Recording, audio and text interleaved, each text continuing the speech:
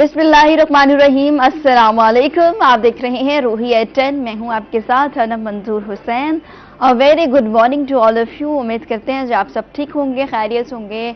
और आज मंडे है तो मंडे आपका बहुत अच्छा गुजर रहा होगा, बल्कि अभी तो शुरुआत है। मॉर्निंग जब अच्छी होगी तो जाहिर सी बात है दिन पूरा अच्छा गुजरेगा। गर्मियों की अब जो है वो सुबह शुरू हो चुकी है।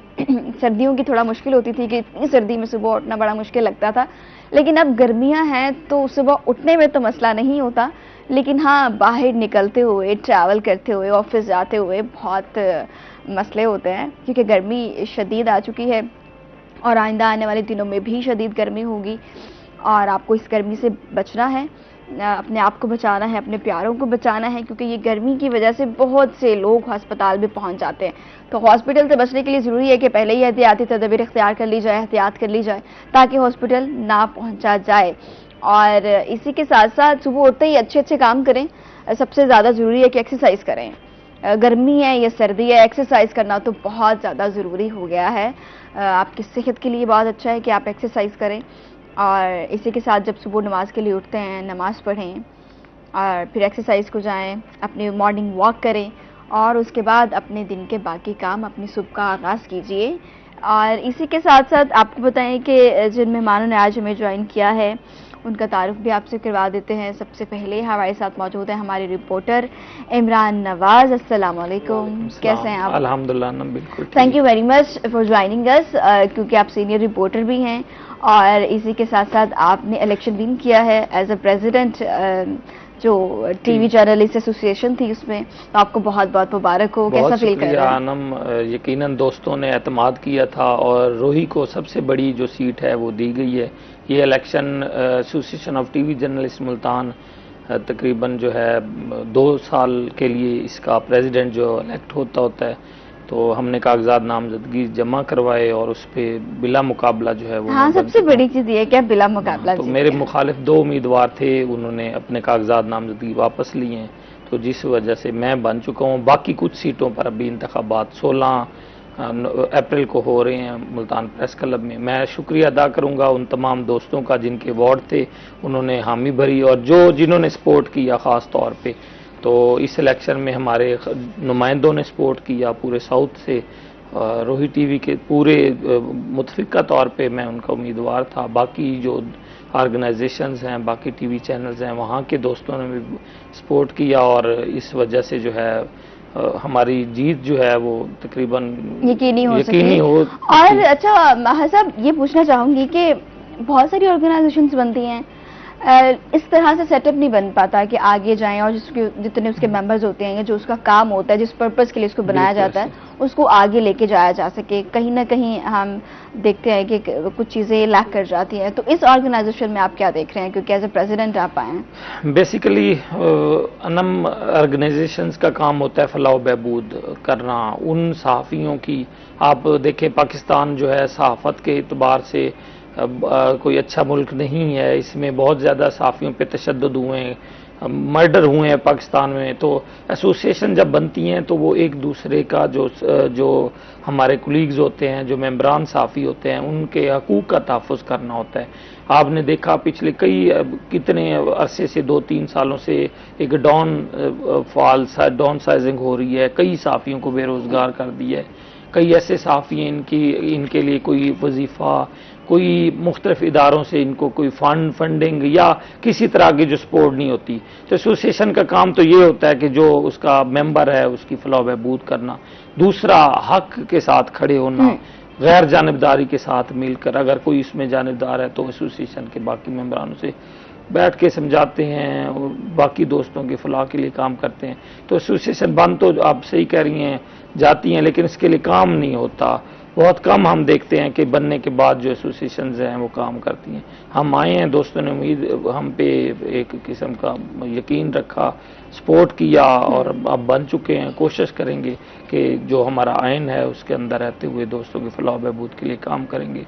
हेल्थ फैसिलिटीज़ हैं उनके बाकी। और आपके फ्यूचर प्लान्स क्या हैं एज अ प्रेसिडेंट? क्या सामने चीज़ें लेकर आएंगे, नई चीज़ें जो कि जैसे कि आप बता रहे हैं कि फलाह बहबूद के लिए सारे काम किए जाते हैं, तो क्या प्लान्स क्या हैं, फ्यूचर प्लान्स? देखें फ्यूचर प्लान फलाह बहबूद के, मैंने तो अभी जो हम ऑलरेडी मैं कोर्ट रिपोर्टर एसोसिएशन मुल्तान में थी, उनका प्रेसिडेंट था हूँ, तो उसके लिए मैंने वो सिर्फ कोर्ट बीट्स के लिए, उसके लिए मैंने दफातर लिए डिस्ट्रिक्ट कोर्ट में, हाई कोर्ट में, और उनके लिए जो है हमने मुख्तलिफ मंसूबे किए थे। यही अब एसोसिएशन ऑफ टीवी जर्नलिस्ट, जिसमें तमाम मुल्तान मीडिया के टीवी के जो रिपोर्टर्स हैं, जो जर्नलिस्ट हैं, जो वो सारे उसमें अंडर आते हैं, जो मेम्बरान हैं। तो हम उनके हेल्थ फैसिलिटीज़ के लिए काम करेंगे कि उनको फ्री मेडिसिन मिलें, फ्री उनका चेकअप हो। मुख्तलिफ जो स्कूल्स हैं, प्राइवेट ऑर्गेनाइजेशंस हैं, उनके साथ एग्रीमेंट करेंगे ताकि जो एसोसिएशन के मेम्बरान हैं, इनके बच्चों को जो है वो सस्ते उसमें मिले, उनको कोई सब्सिडी मिले या कम की रियायत पर उनके बच्चों की स्टडी मुमकिन हो। उसके साथ एसोसिएशन के लिए कोई फंडिंग का कोशिश करेंगे कि एसोसिएशन से ही कलेक्शन करके किसी गरीब, किसी कोई बीमार हो जाता है या किसी को ज़रूरत है तो उसके लिए इस तरह के काम सोचे हुए हैं। अल्लाह ताला इंशाल्लाह बेहतरी करेंगे। अगर हमें जो है अब हम बन चुके हैं, बाकी एसोसिएशन बॉडी जैसी तकमील को पहुंचेगी, हलफ बर्दारी के बाद हम इंशाल्लाह, आप भी देखेंगी, आप भी इस एसोसिएशन टीवी की रिप्रेजेंटेशन कर रही हैं, अब नुमाइंदा हैं, तो देखेंगे इंशाल्लाह हम दोस्तों के लिए, अपने मेम्बरान के लिए बेहतर काम करने की पूरी इंशाल्लाह उम्मीद यही करते हैं कि चीज़ें बेहतर हों और बाकी ऑर्गेनाइजेशन क्या काम कर रही हैं, लेकिन इस ऑर्गेनाइजेशन में चीज़ें बेहतर हों आगे, और जितने भी लोगों की उम्मीदें हैं और जो इससे वाबस्ता लोग हैं उनको इससे फ़ायदा हो। इसी से मुतालिक मीडिया की अगर बात कर रहे हैं, मीडिया को सहूलियात, मीडिया में जितने लोग काम करते हैं, अगर उनके बारे में बात करें तो सोशल मीडिया का बेदुरेग इस्तेमाल हम देखते हैं कि डिजिटल मीडिया, सोशल मीडिया, बिल्कुल ये चीज़ें इस तरह आ गई हैं कि धड़ाधड़ लोग इसमें आ रहे हैं, लेकिन नहीं मालूम क्या चीज़ें हमने, किन रूल्स को फॉलो करना है, इस पे क्या चीज़ें लेके आनी है, किन चीज़ों पे हमें मना किया गया है। पीका एक्ट केसेस बढ़ रहे हैं, इस हवाले से सजाएं क्या, जुर्माने क्या हैं? अनम, बहुत अहम बात आपने की। देखें, हम तो टीवी जर्नलिस्ट हैं और हम पिछले 15 सालों से मैं इस वाबस्ता हूँ, मुख्तलिफ प्रिंट मीडिया में काम किया, उसके बाद अब रोही के साथ हूँ। तो 15 सालों में हमें तो चलो पैमरा का पता है, पैमरा एक्ट का पता है कि कौन सी खबर देनी है। अच्छा, जब हम शुरू में आए तो हमें पता था एडिटर ऊपर कौन है, कॉपी चेक करने वाले, और हमारा जो गलत, शुरू में जो गलतियां होती थी वो उनको ठीक कर देते थे, जिसकी वजह से बहुत से मसाइल से जो है हम बचे हैं। हमने देखा कि जो लोग उस वक्त इस तरह की रिपोर्टिंग कर रहे होते थे, उनको उनके खिलाफ हर जाने के दावे भी हुए, अदालतों को भी फेस करना पड़ा। मैंने LLB किया हुआ है, आपको पता है कि, और कानून की बीट भी है, वकालत की बीट मैं करता हूँ, कानून के बारे में थोड़ा कुछ बहुत जानता हूँ थोड़ा सा। तो उस हवाले से मैं बताऊं कि अभी सोशल मीडिया का आप बात कर रही हैं, पीका एक्ट है, बहुत ज़्यादा ख़तरनाक है। ये उन लोगों के लिए जो फेसबुक उठाते हैं, जो किसी भी सोशल मीडिया को उठाते हैं और उस पर कोई ट्वीट कर देते हैं किसी हवाले से भी, तो वो अब बहुत ज़्यादा फंसने वाले हैं, क्योंकि पहले हमने उनको शुतर बेमहार कर दिया कि वो हमने देखा कि पाकिस्तान की पॉलिटिक्स ही ऐसी है कि एक दूसरे पे ब्लेम गेम करना, एक दूसरे की जब तक उनकी बुराइयां बताते थे, उनके खिलाफ एक प्रोपेगेंडा शुरू हो जाता था, तो उसके बाद तब तक कोई उनके खिलाफ ऐसा कोई कानून नहीं था। अब कानून बन चुका है, किसी के बारे में भी कोई गलत बात करेंगे तो उसको आपको साबित करना पड़ेगा, साबित नहीं करेंगे तो FIA में जो है इसका केस रजिस्टर्ड होगा। जिस तरह आप बता रही हैं, पीका एक्ट उसमें आ चुका हुआ है, 3 साल कैद की सजा है, 20 लाख रुपए तक जुर्माना है अगर वो साबित हो जाता है। आपने देखा होगा बहुत सी रील्स, बहुत सी वीडियोस, बहुत सी सोशल मीडिया पे ऐसे कमेंट्स जो हैं किसी के बारे में सामने आप कमेंट्स भी नहीं कर सकते? नहीं कर सकते, कमेंट पे भी आपका FIR लॉन्च हो जाएगी। ओके, आप कमेंट्स भी नहीं कर बिल्कुल सकते? नहीं कर सकते। यही चीज हमारे आम शहरियों के जानने के लिए कि वो किसी के साथ हमदर्दी, किसी पार्टी के साथ रख रहे होते हैं या किसी शख्स के साथ इंडिविजुअली या एक ऑर्गेनाइजेशनल तौर पे, तो वो उसके हक में ऐसी बात कर देते हैं जो दूसरे। यहाँ दो चीजें सामने आती है, कमेंट भी करते हैं हम, लाइक भी करते हैं। नहीं, लाइक का तो अभी नहीं है। जो मुल्तान में या पाकिस्तान में FIR रजिस्टर्ड हुई हैं वो कमेंट्स पे भी हुई लाइक पे भी हैं वो? नहीं, अच्छा, लाइक पे मेरे लम्बे नहीं है, कमेंट्स पे भी हुई हैं, और उसके साथ जो है कोई वीडियो या कोई पोस्ट शेयर करने पे भी हुई हैं।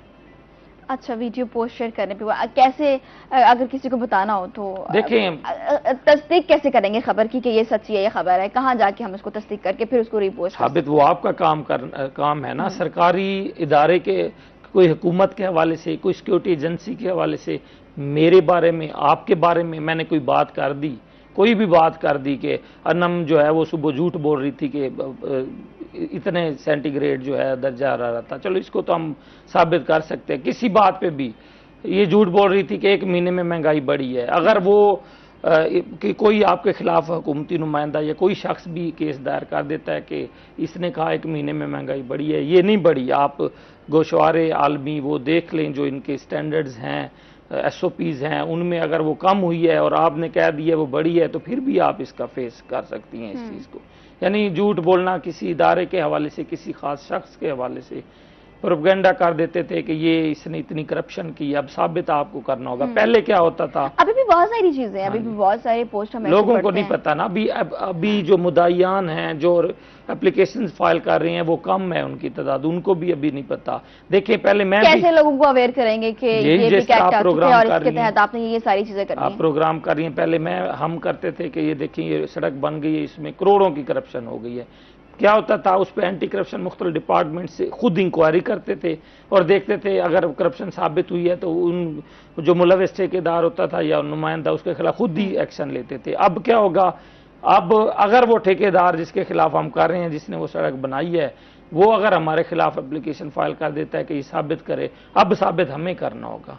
यानी जिसने पोस्ट की है वही साबित करेगा, अगर साबित नहीं करेगा तो फिर वो फेस करेगा।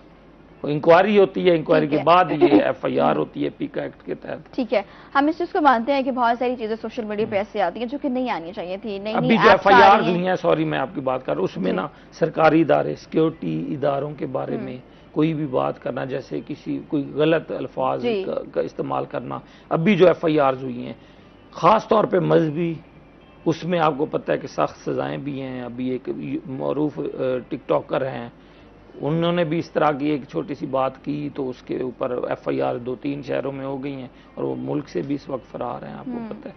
तो ये नहीं होता पता। अच्छा, जब बोल बैठता है कोई अपने टिकटॉक पे या कोई पोस्ट शेयर कर बैठता है, उसके बाद उसे पता चलता है मैंने क्या किया। तो मैं समझता हूँ जो सोशल मीडिया का इस्तेमाल करने वाले हैं ना, उन्हें पहले पीका एक्ट पढ़ लेना चाहिए कि वो कौन कौन से जो चीज़ें हैं जिनका ख्याल रखना जो है वो ज़रूरी है।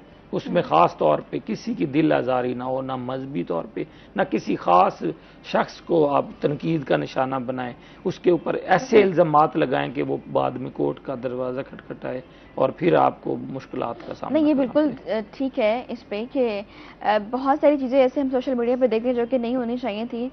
हर इंसान दिल आज़ारी तो चले एक तरफ, और पूरी दुनिया में ऑब्वियसली सब लोग उसको देखते हैं, तो उसका जो सिनेरियो, जो उसका इमेज आता है, वो भी एक बड़ी चीज़ है।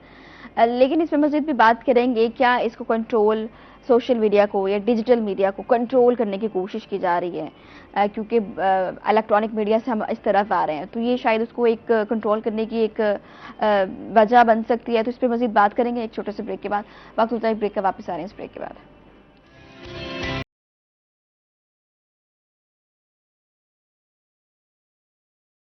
और हम बात करते हैं ख़वातीन के हवाले से। ख़वातीन को इंडिपेंडेंट करने के हवाले से बहुत सारी बातें की जाती हैं।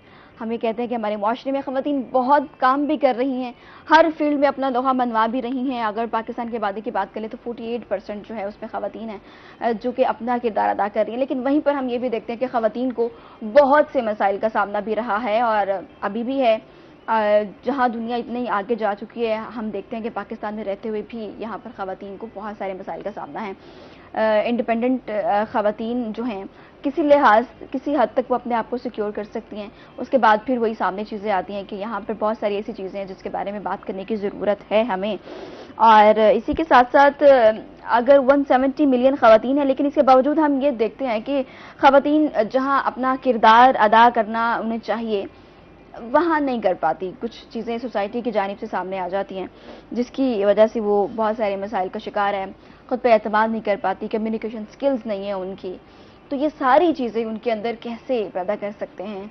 क्या कोई ऐसी काउंसलिंग करनी चाहिए उनकी? क्या कोई अवेयरनेस प्रोग्राम करने चाहिए? क्या कोई इंस्टीट्यूट होना चाहिए जो कि इस पर काम करे ख़वातीन के हवाले से, कि उनको किस तरह से खुद एतमादी दी जाए, किस तरह से उनके कम्युनिकेशन स्किल्स को बढ़ाया जाए, उनके मसाइल पर बात की जाए।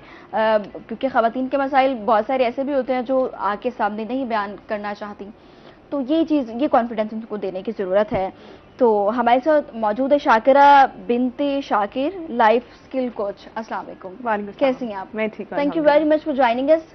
ख़वातीन हमारे माशरे में बहुत अच्छा काम भी कर रही हैं, लेकिन वहीं पर हम देखते हैं कि बहुत सारी ख़वातीन ऐसी हैं जिनको बहुत सारे मसाइल का सामना है। क्या कहेंगे ऐसी ख़वातीन के हवाले से, किस चीज़ की कमी है उनके अंदर? देखिए, पहले तो मैं ये कहना चाहूँगी, हर खातून चाहे वो होम मेकर है या जॉब होल्डर है, किसी भी लेवल पे वो जो अपना किरदार अदा करी है वो अपनी ज़ात में एक मुकम्मल शख्सियत है और एक लीडर है उसके अंदर। बस उसने जानना ये है, उसने कोशिश ये करनी है कि अपने अंदर का जो लीडर है, अपने अंदर का जो पोटेंशियल है उसको यूटिलाइज करना है, उसको पहचानना है और खुद शनासी के उस सफ़र पे गामजन होना है कि जो उसको हेल्प करेगा कि वो अपने आप को और मज़ीद बेहतर बना सके। सो मसाइल का अगर हम बात करें तो ख़वातीन में हम देखते हैं कि low self confidence, low self esteem, communication skills बेहतरीन नहीं है, अपने इमोशंस की रेगुलेशन बेहतरीन तरीके से नहीं कर सकती। सो ये कुछ कॉमन मसाइल हैं जिसकी वजह से वो चाहे अगर किसी लीडरशिप पोजीशन में भी हैं तो वो इन मसाइल का शिकार रहती हैं, या ये होता है कि इन मसाइल की वजह से वो किसी लीडरशिप पोजीशन में जाकर बेहतरीन तरीके से अपना किरदार नहीं अदा कर पा रही होती। ठीक हो गया। ख़वातीन को वैसे भी बहुत सारी चीज़ें होती हैं, लेकिन आपको लगता है कि कहीं ना कहीं इस तरह के इंस्टीट्यूट होने चाहिए जो कि उनको अवेयर करे? बहुत सारी ख़वातीन ऐसी हैं जिनको पता ही नहीं है, और उनको चीज़ें फराहम करने के लिए आपको लगता है कि हमारे यहाँ सोसाइटी में सही काम हो रहा है? बिल्कुल, देखें, ये डायर नीड है इस वक्त की, इस दौर की, जहाँ पे हम देखते हैं सोशल मीडिया एडिक्शन बहुत ज़्यादा है और डिस्ट्रैक्शंस बहुत ज़्यादा हैं, ख़ासतौर पे टीनेजर्स में हम ये देखते हैं, फीमेल्स में। सो ये बहुत ज़रूरी है कि जब हम बच्चों को ये सिखा रहे हैं, हम ख़वातीन एज अ पर्सन जा रही हैं university science, maths, English, Urdu, Islamiyat सीखने, तो ये तो बहुत अहम है कि हम ज़िंदगी को जो गुजारने की स्किल्स हैं, बेसिक स्किल्स जिनमें कम्युनिकेशन स्किल्स है, कॉन्फिडेंस आता है, इमोशनल रेगुलेशन आती है, वो हम सीखने के लिए किसी इदारे से जाके सीखें, किसी कोच से जाके सीखें, हम ऑनलाइन वर्कशॉप्स अटेंड करें, रिसोर्सेज को अवेल करें। सो डेफिनेटली ये मैं समझती हूँ कि माशरे की बहुत अहम ज़रूरत है कि ख़वातीन को उनका बेहतर वर्जन बनाने के लिए, बेहतरीन वर्जन बनाने के लिए इस तरह के प्लेटफॉर्म्स मज़ीद होने चाहिए। ठीक है। अगर ख़वातीन के मसाइल की बात करें, अब आज के दौर में अगर आज की मैं बात करूं तो क्या ख़वातीन को मसाइल हैं, किन चीज़ों से वो खुद को गुजार रही हैं? सबसे पहला चैलेंज मैं ये देखती हूँ कि ख़वातीन में एतमाद की कमी है, खुद पर एतमाद नहीं, अपनी सलाहियतों पर भरोसा नहीं है, और सबसे बड़ा चैलेंज ये है कि ख़वातीन हम एज ए विमेन ये देख रही होती हैं कि जो क्रिटिसिज्म हमें आ रही है, हमारी तवज्जो उस पर है, बाहर की जो आवाज़ों का शोर है, बाहर की जो तनकीद है, हम उसको अपनी रियलिटी मान लेती हैं। हमें लगने लगता है कि अगर सामने वाला शख्स हमें ये बता रहा है that you are not good enough, तो इसका मतलब है यही हमारी रियलिटी है और हम एक बेहतरीन इंसान नहीं है, जबकि रियलिटी हमने खुद अपनी क्रिएट करनी है। हमने ये देखना है कि हम खुद शनासी की तरफ जाएं, सेल्फ अवेयरनेस को समझें कि हमारी स्ट्रेंथ्स क्या हैं, हमारा पैशन क्या है, हमारी वैल्यूज़ क्या हैं, हमारी ज़िंदगी गुजारने का तरीका क्या है, हमारी प्रायोरिटीज। सो सेल्फ अवेयरनेस होना, सेल्फ बिलीफ का होना, अपनी सलाहियतों पर ट्रस्ट होना, ये बहुत अहम चीज़ें हैं जो ख़वातीन को हेल्प कर सकती हैं कि वो ना सिर्फ अपने घर में बल्कि माशरे में अपना बेहतरीन किरदार अदा कर सकती हैं आगे बढ़कर। अच्छा, आपने लीडरशिप कोच बनने का फैसला क्यों किया और कब किया? ये बड़ा ज़बरदस्त सवाल है आपका, और इसलिए मैं ये कहूँगी कि अल्लाह ताला ने मुझे बड़ी प्यारी सी बेटी से नवाजा, तो मैंने ये देखा कि उसको जो उसकी परवरिश के लिए मुझे एहसास, ख़वातीन इस पे बात करती हैं, मुझे बहुत अच्छा लगता है। जी बिल्कुल, मुझे ये एहसास हुआ कि क्या मैं इसकी जो पहली दरसगाह है, क्या वो अपने आप में एक मुकम्मल शख्सियत है या नहीं, क्या उसके अंदर इतनी सलाहियत है कि वो अपनी बेटी को इंस्पायर कर सकेगी एज अ रोल मॉडल, क्या वो अपनी बेटी को हेल्प कर सकेगी कि वो माशरे के तमाम मसाइल का सामना मजबूती से अदा कर सके, उसका सामना कर सके और अपना किरदार एक अच्छे तरीके से अदा कर सके। सो वो जब सवालात सब मेरे सामने आए तो मुझे एहसास हुआ कि नहीं, अभी तो मुझे एज अ पर्सन ग्रो करने की बहुत ज़्यादा ज़रूरत है। और फिर मैंने सोचा कि क्यों ना अपने साथ इस सफ़र में, इस जर्नी में उन तमाम ख़वातीन को भी शामिल करूं जो अभी नए मदरहुड के रोल में आई हैं, जो यंग फीमेल्स हैं, जो एस्पायरिंग अपने करियर को, प्रोफेशन को लेकर चलना चाह रही हैं, लेकिन कहीं ना कहीं उनको लगता है कि शायद अब अपनी उनकी जो पर्सनालिटी डेवलपमेंट, पर्सनालिटी ग्रूमिंग है वो कंप्लीट हो चुकी है, शायद उसमें अब मजीद निखार की ज़रूरत नहीं है। तो फिर ये मैंने फैसला किया कि मैंने ना सिर्फ खुद एज अ पर्सन ग्रो करना है बल्कि अपने साथ इस तरह की बहुत सारी ख़वातीन की भी आवाज़ बनना है और उनको लेकर चलना है और उनको हेल्प करना है कि वो अपनी शख्सियत को निखारें और अपनी स्ट्रेंथ्स को, अपनी काबिलियत को सही से माशरे के सामने लेकर आएं और अपने घर में अपने बच्चों के लिए ख़ास तौर पे जो अगली नस्लें हैं, नेक्स्ट जनरेशन है, उसकी तरबियत में जब अपना किरदार अदा करें तो वो बहुत खूबसूरती के साथ और मुकम्मल तरीके से किरदार अदा करें। बिल्कुल, ख़ास करके बेटियां क्या, बेटों का भी अब तो तरबियत की बात होती है कि अपने बेटों की भी अच्छी तरबियत करें। जब माएँ अच्छी होंगी और वो अपने बच्चों की तरबियत बेहतरीन करेंगी तो मेरे ख़्याल में आगे हमारा मुआशरा बेहतर हो जाएगा और ये चीज़ें जो हम देख रहे हैं ये चीज़ें कम हो जाएंगी। ज़्यादातर हम क्या देखते हैं ख़वातीन में, लैक ऑफ कॉन्फिडेंस किस वजह से, घर से ही नहीं उनको जब कॉन्फिडेंस मिलता, जब उनकी माँ उनका बाप नहीं देता तो वो चीज़ें फिर आगे सामने आती हैं।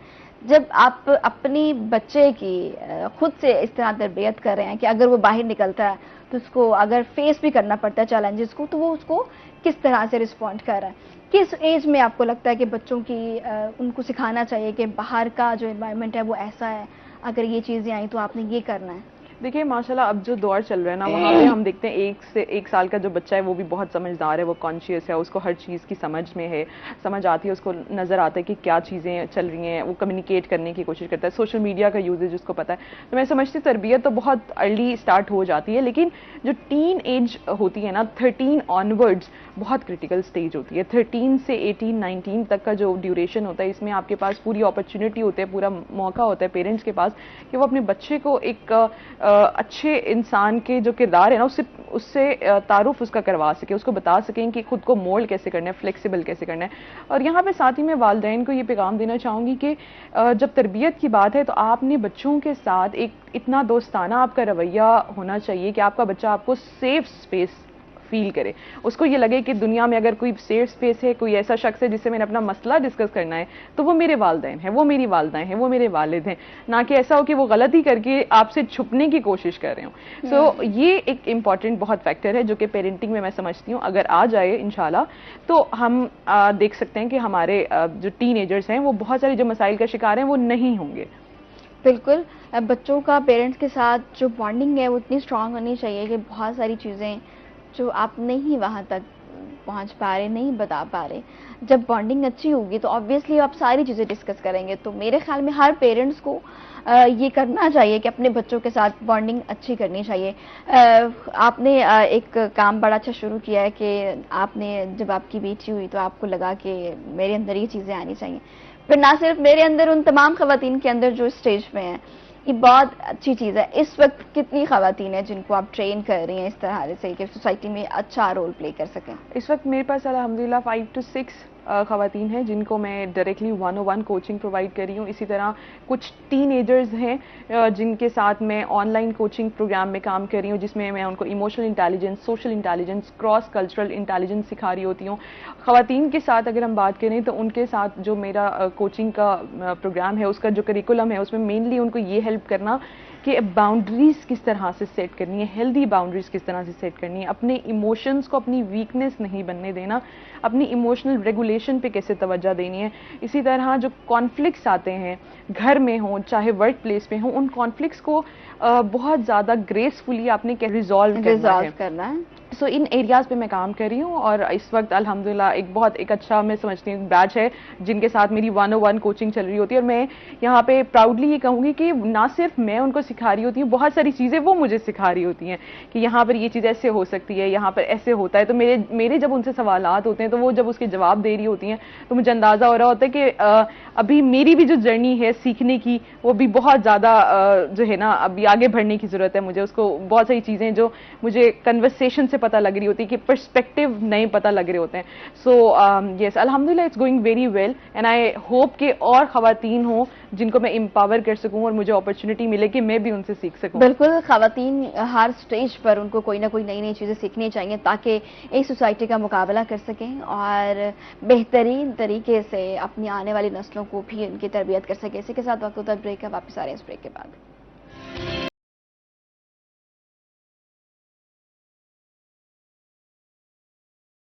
और हम बहुत सारे आज इम्पॉर्टेंट टॉपिक्स पे बात कर रहे हैं। इमरान साहब, पंजाब बार कौंसिल इंतखाबात तैयारियां शुरू और इसी के साथ पंजाब बार वकला कम्युनिटी में जो उनका किरदार है उस पर क्या कहेंगे? देखिए अनम, पंजाब बार के जो इंतखाबात हैं, पंजाब में जो वकला कम्युनिटीज़ हैं, आपने देखा होगा पूरे पंजाब में इतनी बार्स हैं, और उन बार्स को जो हर जो कम्युनिटी होती है उसको रेगुलेट कैसे किया जाता है। तो ये जो पंजाब बार है, ये एक रेगुलेशन अथॉरिटी है वकला की। रेगुलेशन कमेटियाँ होती हैं जो मुख्तलिफ चीज़ों को वकला की देख रही होती हैं। तो ये पंजाब बार बेसिकली उसी की जो मदर बॉडी है वकला की बार्स की। मुल्तान में देखो हाई कोर्ट बार आपके पास है, डिस्ट्रिक्ट बार है, और हाई कोर्ट के अंदर तकरीबन 36 बार्स हैं। डीजी खान है, रुझान है, आपके बखर से लेके तमाम 36 बार्स जो हैं वो हाई कोर्ट बार के अंडर हैं, और इसी तरह ये सारी बार जो हैं वो पंजाब बार के अंडर है। तो पंजाब बार के इंतखाबात 5 सालों के लिए होते हैं, और जब भी इनके हर 5 साल बाद नवंबर में इनके इंतखाबात होते हैं। अभी इसी नवंबर में इंतखाबात होंगे, तो बहुत बड़ा इलेक्शन है, तो अभी से तैयारियां जो हैं वो 1 साल कम अज़ कम इसकी तैयारी करना होती है। तो मुल्तान से 20 जो इस वक्त उम्मीदवार हैं वो उन्होंने उम्मीदवार के तौर पे सामने आए हैं। कैंपेन भी उन्होंने शुरू कर दी है, और नवंबर में देखेंगे कि इन 20 में से 3 कौन से उम्मीदवार हैं, कि मुल्तान में 3 नशीस्तें होती हैं, उसमें कामयाबी होती है, कौन से बनेंगे। एक तो ये बात है। दूसरा, आपने कहा कि पंजाब बार क्या किरदार अदा कर रही होती है, उसका क्या काम है। अभी हमने इस एक अपनी एसोसिएशन की बात की, तो आपने यही क्वेश्चन किया था, एसोसिएशन बन जाती हैं लेकिन उनको उस तरह से आगे नहीं ले जाया जाता। पंजाब बार बेसिकली आपके केसेस हैं वकला के पास, बहुत से केसेस ऐसे होते हैं वकला फीसें ले लेते हैं, अदालतों में पेश नहीं होते या उस तरह से। तो उन वकला के खिलाफ कोई भी शिकायत होती है तो वो पंजाब बार में सबमिट कराई जा सकती है। पहले तो मैं वकला और साइलिन और आम शहरियों के दरमियान पंजाब बार का मैं किरदार आपको बता दूं। कोई वकील किसी के साथ वायलेशन करता है, कोई ज्यादती करता है, तो पंजाब बार एक ऐसा फोरम है कि आप एक एप्लीकेशन दे सकते हैं कि इस लॉयर ने मुझसे फीस ली है और अदालतों में पेश नहीं हुआ, या इसने मेरे साथ ये मिसकमिटमेंट की है। तो ये तमाम चीज़ों को लुक आफ्टर कर रही होती है। दूसरे नंबर पे पंजाब बार के मुख्तलिफ बेनिफिट फंड होते हैं, जैसे वकला एक बहुत बड़ी कम्युनिटी है, और उसमें वकला के हादसे की सूरत में, उनकी सडन डेथ की सूरत में पंजाब बार उनको जो है वो पैसे भी दे रही होती है, उनके अहले खाना को ग्रांट भी दे रही होती है। मुख्तलिफ हॉस्पिटल्स के साथ इनके एग्रीमेंट्स हैं, और वहाँ जाके उनको जो एक एग्जेक्टिव सहूलत जो है वो भी फराहम की जा रही होती है। इसके अलावा जो मुख्तलिफ बार्स हैं, जैसे मुल्तान की डिस्ट्रिक्ट बार है, यहाँ पे चैम्बर्स का इशू है।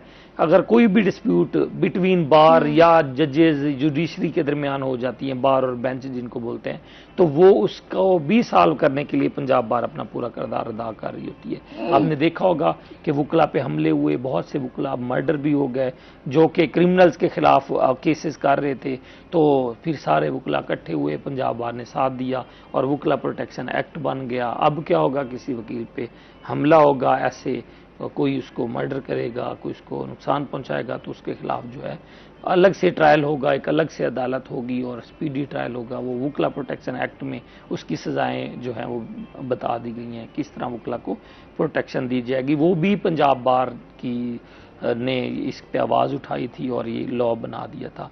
इसके अलावा मैं पंजाब बार की बाकी बहुत ज़्यादा इसकी कमेटियाँ बनी होती हैं, जो कि जेल्स की एक कमेटी होती है, जेल रिफॉर्म्स की।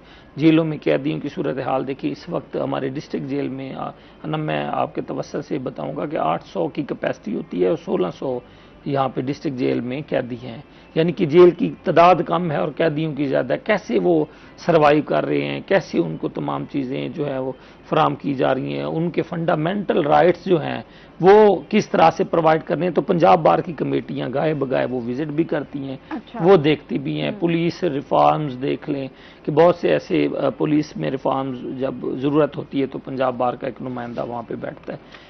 फिर वकला की ट्रेनिंग्स के हवाले से मैं बताऊंगा, तो इन्होंने एक अच्छा इकदाम किया है कि पहले जब वकील बनते थे तो उनकी ट्रेनिंग नहीं होती थी, किसी सीनियर के साथ अटैच होते थे और वो देख देख के आहिस्ता आहिस्ता वो ट्रेंड होते थे।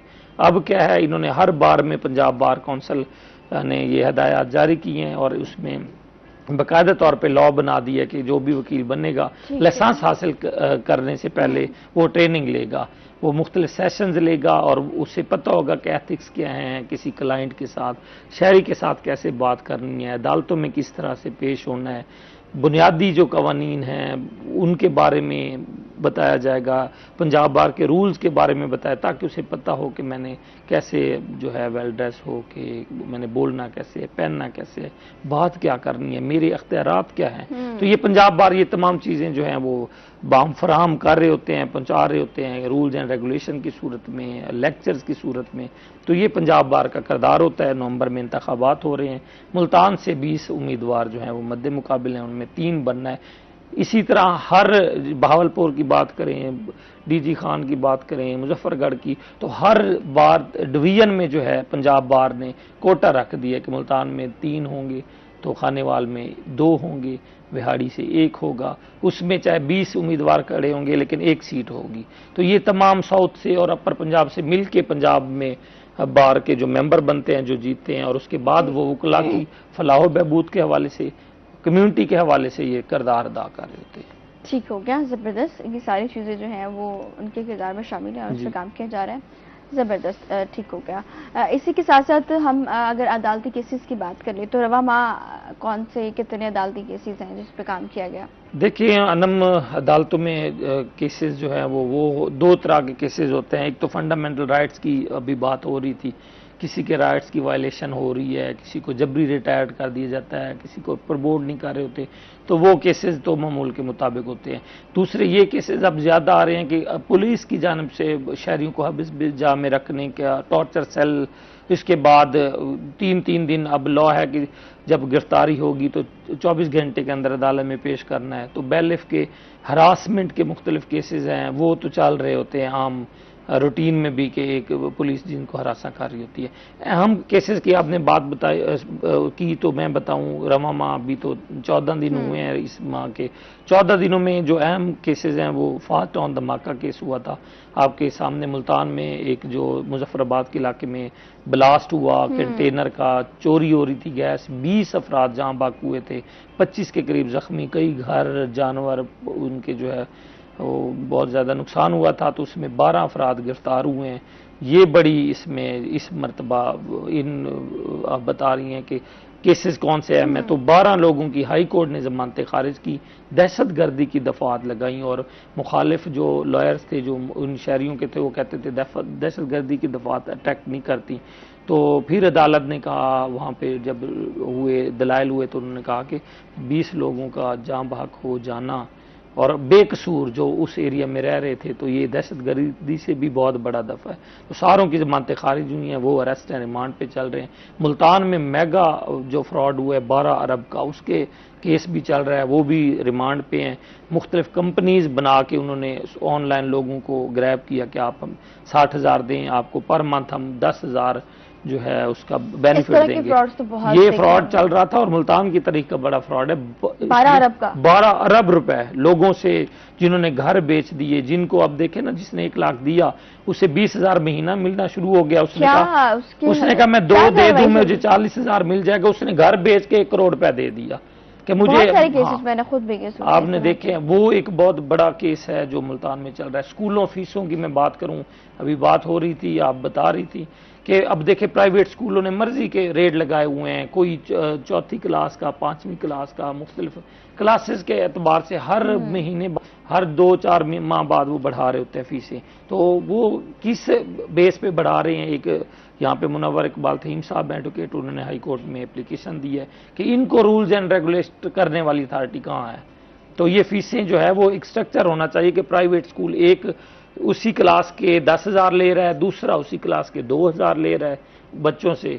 तो इसको एक रेगुलेट किया जाए कि प्राइवेट स्कूल जो हैं वो किसी रेगुलेशन अथॉरिटी के तहत 10% या 5% सालाना बढ़ा सकते हैं, इससे ज़्यादा नहीं बढ़ा सकते। ये जो ले लेते हैं इतने पैसे अपनी मर्जी से जो बनाए हुए हैं फीसें, बिल्कुल नाजायज चीजें हैं और इसी के खिलाफ कार्रवाइयां भी करनी है ताकि आइंदा आने वाले दिनों में हम देखें कि हम इन फ्रॉड से बचें और जितने भी हमारे यहाँ हादसा पेश आए हैं उन पे भी सख्त कड़ी नज़र रखी जाए और सख्त फैसले सुनाए जाएं ताकि जिन लोगों का लॉस हुआ है, अब जो जिनकी जानी नुकसान हुआ है वो तो वापस नहीं आ सकता, लेकिन हाँ, हम ये सब इसलिए करते हैं ताकि आइंदा आने वाले वक्तों में इन सब चीज़ों से बचा जा सके। इसी के साथ वक्त होता है ब्रेक का, वापस आ रहे हैं इस ब्रेक के बाद।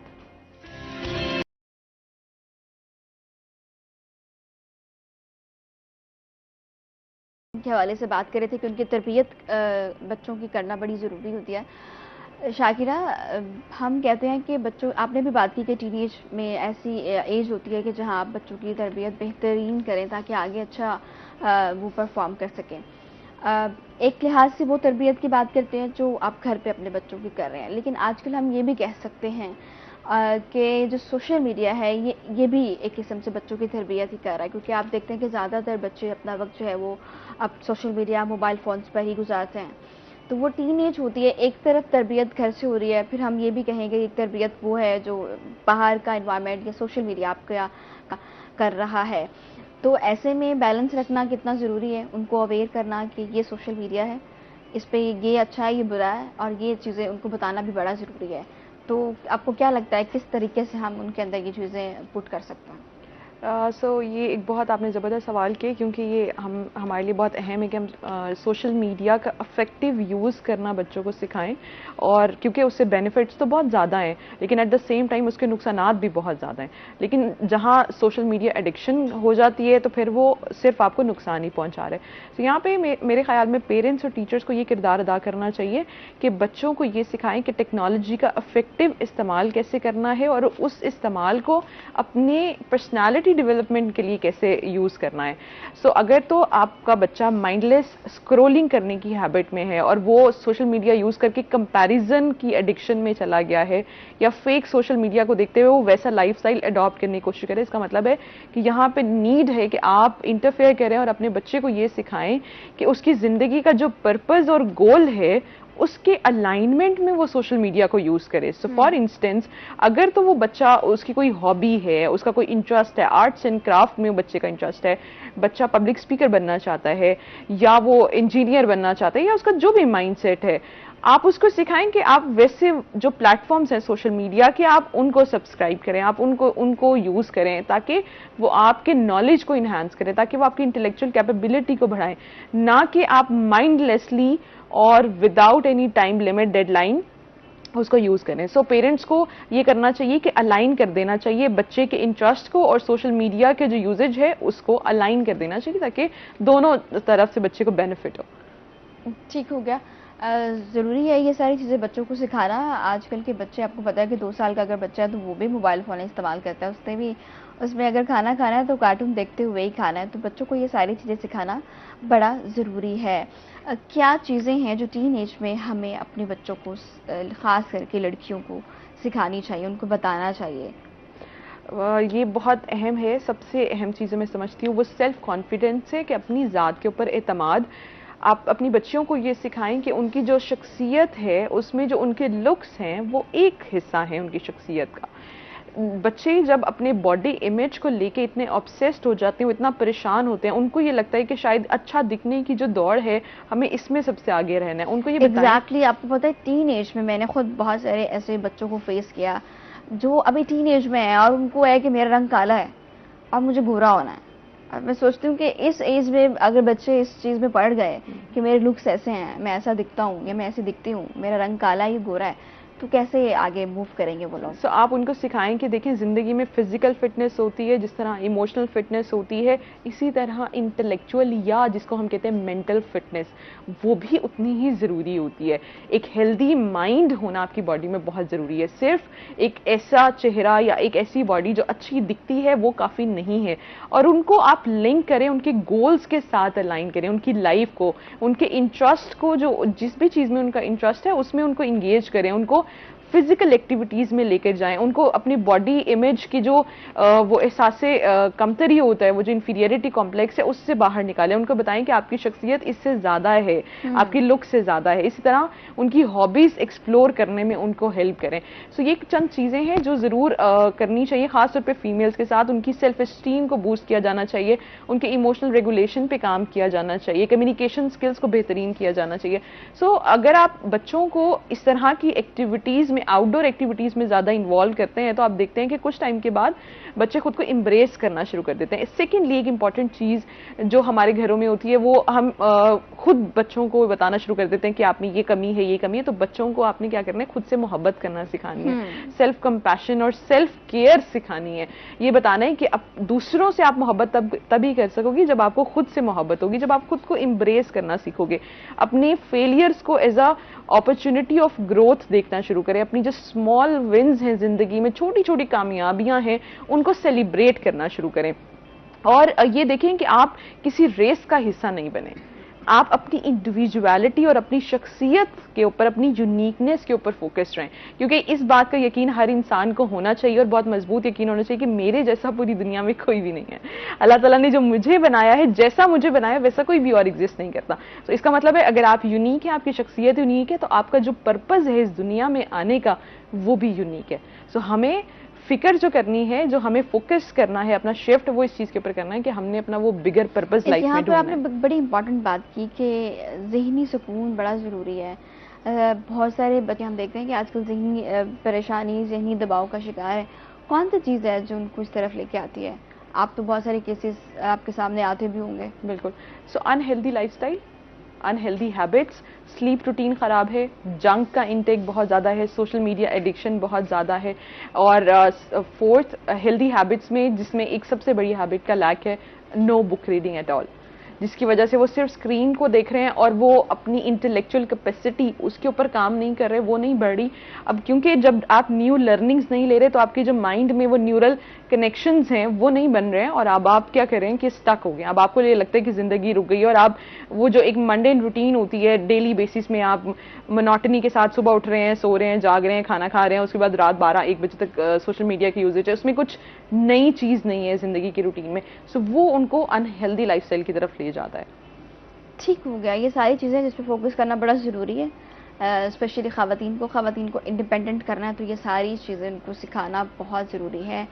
और इसी के साथ हमारी सेगमेंट का वक्त ख़त्म हो गया। Thank you very much Shakira आपका, और आपका भी बहुत शुक्रिया कि आपने वक्त दिया। इसी के साथ वक्त होता है ब्रेक का, वापस आ रहे हैं इस ब्रेक के बाद।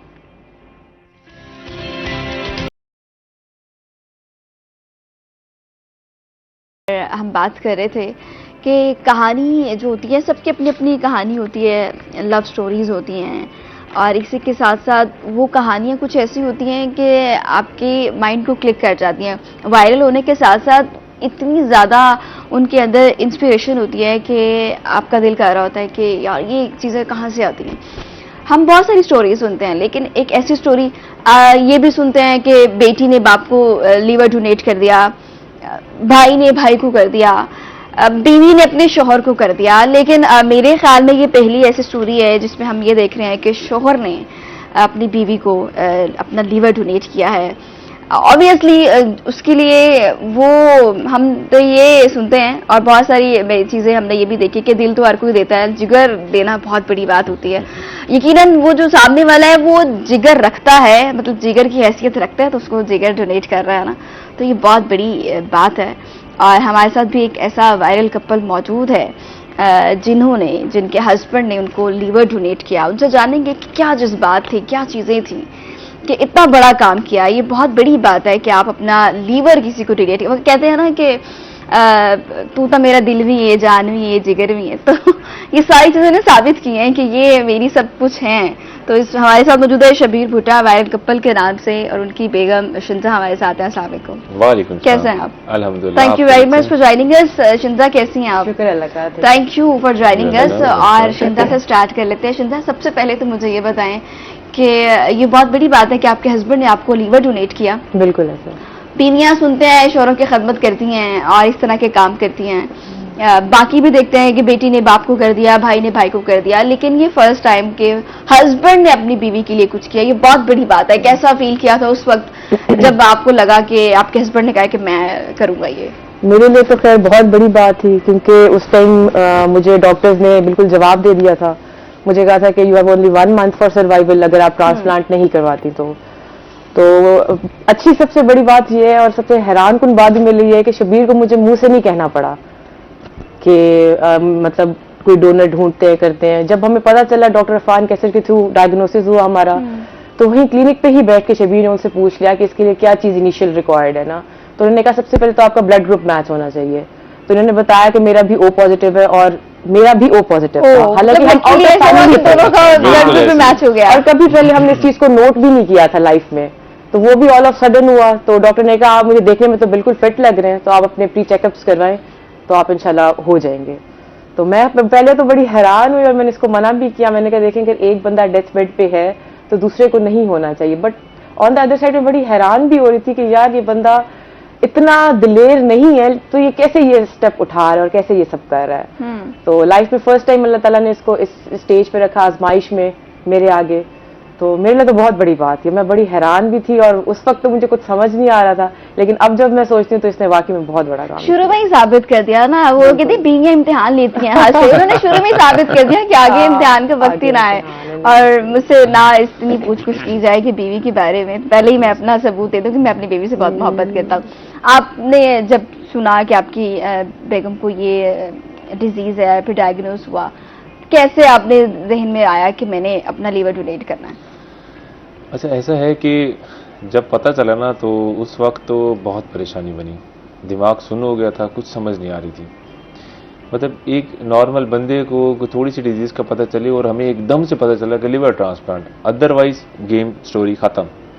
शादी को सिर्फ 2 साल हुए, लव मैरिज की है, इस पे भी हम बाद में आते हैं। तो उसके बाद फिर दिमाग में ऐसे ही क्लिक हुआ, अच्छा लिवर ट्रांसप्लांट होना है, डोनर चाहिए। मुझे कुछ नहीं पता उसकी क्या रिक्वायरमेंट्स हैं। मैंने डॉक्टर साहब को कहा कि मैं दूंगा। कहते बेटा ऐसे नहीं होता कि आपने कह दिया और हाँ हो गया, मतलब उसके चेकअप्स होते हैं सारी चीजें। आपकी फैमिली है? मैं कहा नहीं, आउट ऑफ फैमिली है। तो उसके बाद फिर उन्होंने कहा ब्लड ग्रुप क्या है? पहला सिम्टम ही जो पहली चीज हमारी मैच हुई वो पॉजिटिव सेम। उसने कहा हाँ ठीक है आप दे सकते हैं, बाकी फिजिकली देखने में आप यंग भी हैं, एज का क्राइटेरिया भी आपका ठीक है, आप ज्यादा मतलब बल्कि भी नहीं है, आपका वेट भी सही है। और उससे पहले मैं जिम एक्सरसाइज क्रिकेट ये वो हेल्दी रहता था, शायद अल्लाह ताला ने मुझे इसलिए रखा हुआ था, ठीक है, कि ये काम ले लेना, हेल्दी रहना था। तो उसके बाद फिर जब हुई तो मैंने कहा मैं ही दूंगा। बेसाख्ता दिमाग में ऐसे ही आया कि मैं ही ये काम करूंगा। माइंड में कुछ क्लिक नहीं किया कि इसके रिजल्ट्स तो दोनों साइड्स है ना, ये भी हो सकता है वो भी हो सकता है, तो कुछ आया नहीं उस वक्त जहन में, या नहीं बस कुछ भी नहीं आया कि बस देना है तो देना है? नहीं, आप यकीन माने ये मोहब्बत की इंतहा है कि मुझे दूसरी साइड पे फिक्र ही नहीं थी कि मैं कहा अगर मतलब सेल्फ एनालिसिस जब किया कि इसके बगैर जी भी सकता हूँ, रह भी सकता हूँ, तो जब सोचा कि यार वो वाला वक्त बहुत मुश्किल होगा उसके बगैर रहना। और फिर जब दिल के अंदर ये बात होगी कि मैंने कोशिश भी नहीं की थी, तो मैंने कहा मैं अपनी हर मुमकिन कोशिश करूंगा, और अगर इस काम में मुझे कुछ हो जाता है तो भाई जन्नती बन जाएंगे, अल्लाह ताला माफ कर देंगे, अल्लाह ताला कोई वसीले आसान कर देंगे। और अगर जिंदा भी बच जाता हूँ, पूरी जिंदगी आगे गुजारूंगा, फख्र से गुजारूंगा, जो कि अल्हम्दुलिल्लाह कर रहा हूँ। और क़यामत वाले दिन कल को अल्लाह ताला इसी सबब के बदले में मुझे बख्श देंगे। यही सोच थी, अटल हो गया। सिर्फ जो फिक्र खाती थी ना वो पीछे वालदैन की और फैमिली की, और कोई फिक्र नहीं थी।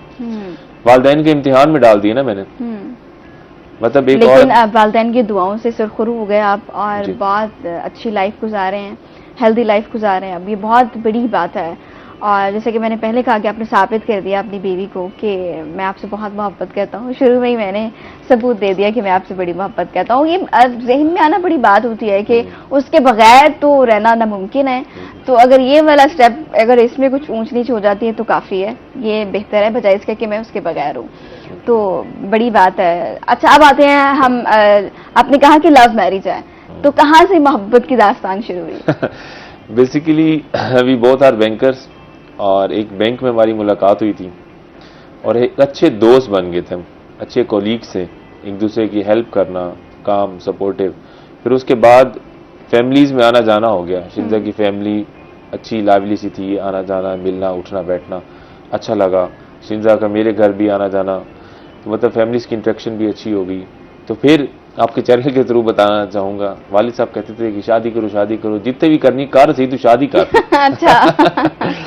तो माइंड नहीं था उस वक्त। मेरा एक दोस्त है अहमद महमूद, तो वो मेरा बहुत ही मतलब कोई 20 साल पुराना दोस्त है, उससे मैंने मशवरा किया। और अच्छा, हमारी फ्रेंड्स गैदरिंग में आना जाना शिंजा को मतलब बहनों की तरह से रखा हुआ था। तो मैंने कहा कि यार मैं ये स्टेप करने लगा हूं शादी। तो उसने मुझे कहा हाँ हाँ जबरदस्त, ये तो मैं तुमने मुंह की बात छीन ली है, तो आप प्रपोजल दो, शिंजा बहुत अच्छी लड़की है और आप शादी के लिए जाओ। अब दोनों एक ही बैंक में काम करते एक ही हैं, बैंक में। तो आसपास के लोगों को पता तो होगा, थोड़ी बहुत खबर तो होगी उड़ती उड़ती। बस ये था कि इनकी मतलब कोई अट्रैक्शन ज्यादा सी है, अच्छे दोस्त हैं, अच्छा बॉन्ड बना हुआ है। ये नहीं था कि मतलब कोई ज्यादा कोई मशहूर लव स्टोरी चल रही थी ये अच्छा। मतलब हम अच्छे कोलीग्स थे और एक अच्छा बॉन्ड शेयर कर रहे थे फ्रेंडशिप का। तो वो तो जैसे एक ग्रुप बना हुआ था बैंक में भी, तो कहीं स्विच करना तो हमने इकट्ठे करना, इस तरह का सीन था। तो ये वाले सीन ही था कि कहीं शादी हो जाएगी, ये नहीं पता था हमें। ये ऑल ऑफ सडन हुआ था। अच्छा। तो शबीर ये बताओ कि शिंजा की क्या चीजें अच्छी लगती थी कि जिसकी वजह से आपने क्लिक किया कि मुझे इसी से शादी करनी है? शिंजा की सबसे अच्छी चीज जो मुझे लगी ना, ये बहुत केयरिंग है, बहुत केयरिंग है। दिल की ऐसे मतलब होता है ना नरम, लविंग, केयरिंग, और अपनी फैमिली के साथ इसको बेपनाह मोहब्बत है। ठीक है, अपनी वालदा से इसको इतनी मोहब्बत है, मैं तो इसको कहता तुम्हें मेरे से इतनी मोहब्बत नहीं है जितनी अपनी माँ से। ठीक है, बाद में इसको ताना दे देता हूँ कि यार मैं तेनू जिगर दीता है और मेनू तो अजीज कर। अब मैं सब कुछ होना चाहिए। तो बहरहाल उसके अलावा अच्छी बात है, वालिदैन से मोहब्बत करनी चाहिए, बहुत अच्छी बात है। इनफैक्ट मैंने इससे सीखा कि वालिदैन से कैसे मोहब्बत की जाती है। ठीक है, मैं भी करता था ऐसे नहीं, बट मैं जरा और करीब हो गया, तो ये चीज़ मुझे अच्छी लगती थी। और ज्यादा मतलब चीजों को लाइवली सी थी, ज्यादा पतंगे नहीं बनाने, जैसे लड़कियां नाराज हो जाती हैं और एक बात को लेके बैठी रहती हैं, एक क्यों पीता है गिलास ही तो जबरदस्त। देखिए जी, लड़कियों में ये चीज होती है जो लड़कों को नहीं पसंद, तो शिंजा में नहीं थी, तो इसीलिए शबीर ने पसंद कर लिया। एग्जैक्टली, रोक टोक ज्यादा नहीं, ज्यादा सर खपाई नहीं। अभी भी ऐसे रोक टोक नहीं है? अब वैसे थोड़ी सी ज्यादा हो गई है। अब जब से बदल जाती है शादी के बाद। उससे पहले अब है थोड़ा सा, पूछती हैं ऑफिस से लेट क्यों आए हैं, किधर थे, कोई फ्रेंड्स गैदरिंग में जा रहा हूँ, कौन है। तो मोबाइल फोन चेक करती हैं? मोबाइल फोन छुप के चेक करती हैं। पासवर्ड पता है मतलब? अच्छा, मुझे बताती, मुझे नहीं पता, बट मुझे पता चल जाती है, जिसको पता है। मैं भी कहता हूँ, मैं सो जाता हूँ, चेक करती रहती हूँ, बस ठीक है, कोई नहीं, ओके, कोई मसला नहीं है, फोन चेक हो रहा है तो होने दो, कोई बात कुछ है ही नहीं। हर बीवी करती है। वैसे मैं आपको एक बात बता दूं, ये हर बीवी करती है, ये एडमिट करेंगी सब, छुप छुप के करती है, शौहर पे नजर जरूर होती है। ये एक लड़कियों की फितरतन आदत है। तो इसको ज्यादा, अच्छा कुछ लोग होते हैं सर पे सवार करके लड़ाई झगड़ा बना लेते हैं, ठीक है करने दो उसको, कोई मसला नहीं यार, उसकी खुशी हो रही है होने दो, बस कोई मसला नहीं। ठीक है। अच्छा ये बताएं, प्रपोज कैसे किया आप जब पहली दफा शिंजा को बताया कि आई लाइक यू, मैं शादी करना चाहता हूँ? बस प्रपोज कर दिया था। और सोच रहे हैं काफी मैं भी सोच रही हूँ, याद नहीं आ रहा ये क्या बात है। कोई ज्यादा ये वाला सीन नहीं था, तो प्रॉपर हमें बॉन्ड बनता गया, चीजें समझ आ गई, और फिर मैंने कह दिया मैसेज के थ्रू ही कहा। कि मैं इसको एक रिश्ते में कन्वर्ट करना चाहता हूँ। क्यों मैसेज के थ्रू क्यों कहा आपने, बाय फेस क्यों नहीं कहा? हिम्मत डरते थे? ओहो क्या बात है। जितना बड़ा मैंने दलेरी वाला काम किया ना, उससे पहले मैं इतना दलेर था नहीं। ठीक है, मैं डरता था, तो फिर मैंने मैसेज पे ही किया। फिर जब मैंने देखा इसका रिस्पांस अच्छा है, सुबह हंस के बात भी कर रही है, मैं कहा ठीक है, कुड़ी मान गई है। शिंजा की तरफ आते हैं। शिंजा, जब आपको प्रपोज किया मैसेज पे, क्या दिल में क्या चीजें आई आपको, इनके अंदर क्या चीजें अच्छी लगी कि आपने हाँ कह दी? अच्छा, मुझे शबीर की ये चीज अच्छी लगी थी कि शुरू से बड़ा एक सपोर्टिव सा बंदा है, मतलब other then he is my husband, तो ये हर रिश्ते में अपने कोलीग्स के साथ, अपने फ्रेंड्स के साथ, इसके फ्रेंड्स का बॉन्ड बहुत पुराना है, 20-20 साल पुराना।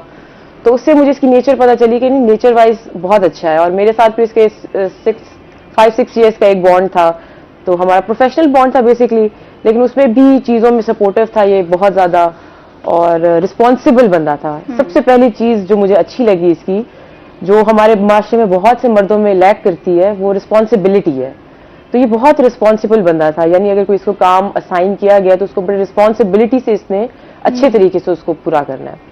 तो मुझे अच्छी चीज ये लगी। तो जब इसका प्रपोजल आया, ऑल ऑफ सडन था हमारे लिए, कुछ ऐसे सर्कमस्टांसेस मेरी लाइफ में थे कि उस टाइम पे अगर इसका प्रपोजल आ गया था मेरे पास तो मुझे सही लगा। और मैंने सबसे पहले अपनी अम्मी से जाकर डिस्कस किया, क्योंकि मैं उनसे हर बार डिस्कस कर लेती होती हूँ। तो मैंने उनको बताया कि इस तरह है, तो उन्होंने कहा कि आप खुद देख लें, आपको बेहतर पता है, आप बाहर आने जाने वाली हैं तो हम मिल लेते हैं। तो उसके बाद फिर फैमिली की ही मीटिंग्स हुई, ये मेरी फैमिली से आके मिले, मतलब कोई इस तरह का वो सीन नहीं था कि हम बहुत कोई रिलेशनशिप में रहे हैं, ऑल ऑफ सडन ही हमारी शादी हुई थी। ओके, सही, अच्छी बात है कि हर चीज ऑब्वियसली पेरेंट्स की हाँ जी, रजामंदी हाँ से जी। होनी चाहिए और आपने उनको कंसल्ट किया, बताया उनको, तो ये बिल्कुल। बहुत अच्छी बात है।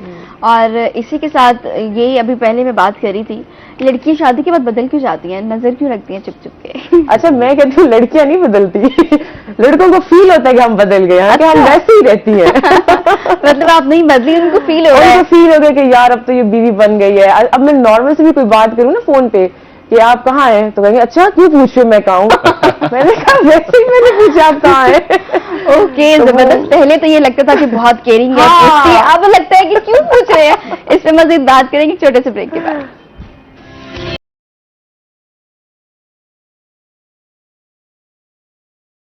बैक एक दफा फिर से खुश आमदीद कहते हैं आपको। और हम बात कर रहे थे मियाँ बीवी के हवाले से, तो शोहरों को पहले, जैसे कि शबीर बता रहे थे कि पहले मुझे ये लगता था कि वो जो भी पूछती हैं मेरे बारे में, कहाँ जा रहे हो, कहाँ आ रहे हो, तो ये सारी चीजें केयरिंग में आती थी। अब शादी के बाद चीजें बदल गई हैं। शबीर, ऐसा क्यों होता है? अभी जो आपने ब्रेक में बात की थी वो दोबारा कह रहे हैं।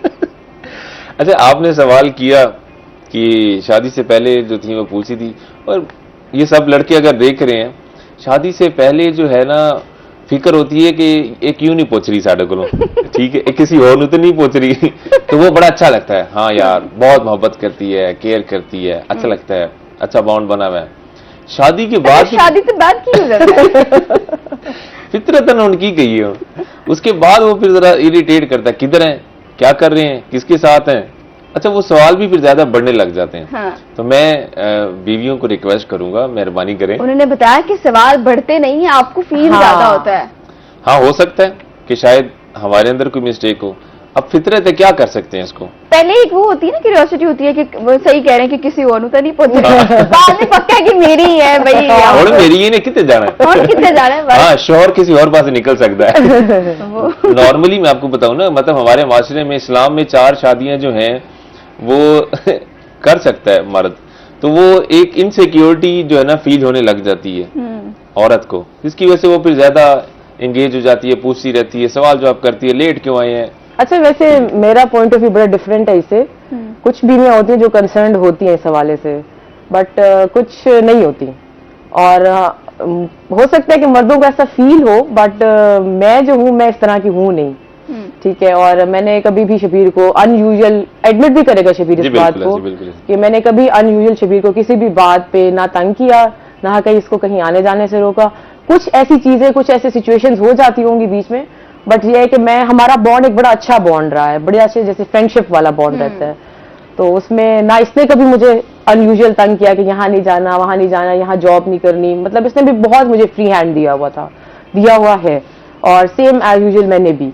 तो हमारा तो एक बहुत अच्छा बॉन्ड है इस हवाले से। मैंने कभी इस तरह का कोई अनयूजुअल शक भी नहीं किया कभी इस पे, किसी भी बात पे।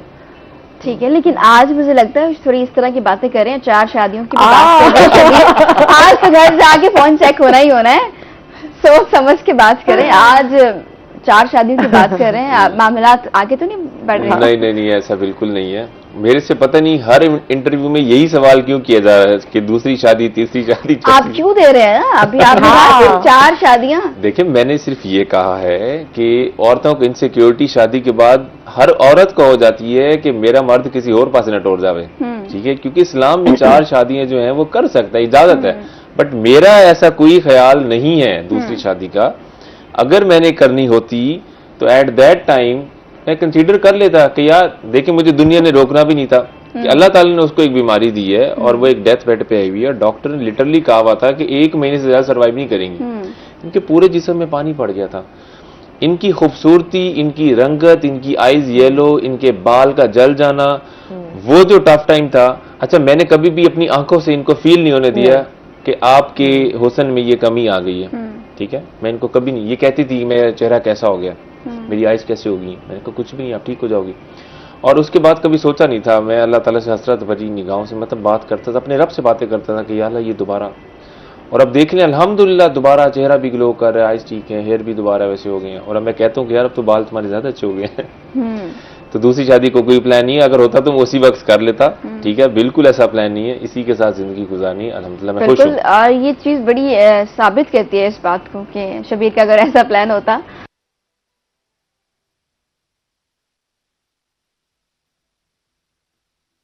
मैं बात कर रही थी, जी जब आप इतना बड़ा काम कर रहे हैं ना, तो ये उस बात का सबूत ही है कि आप आगे क्या करने वाले हैं।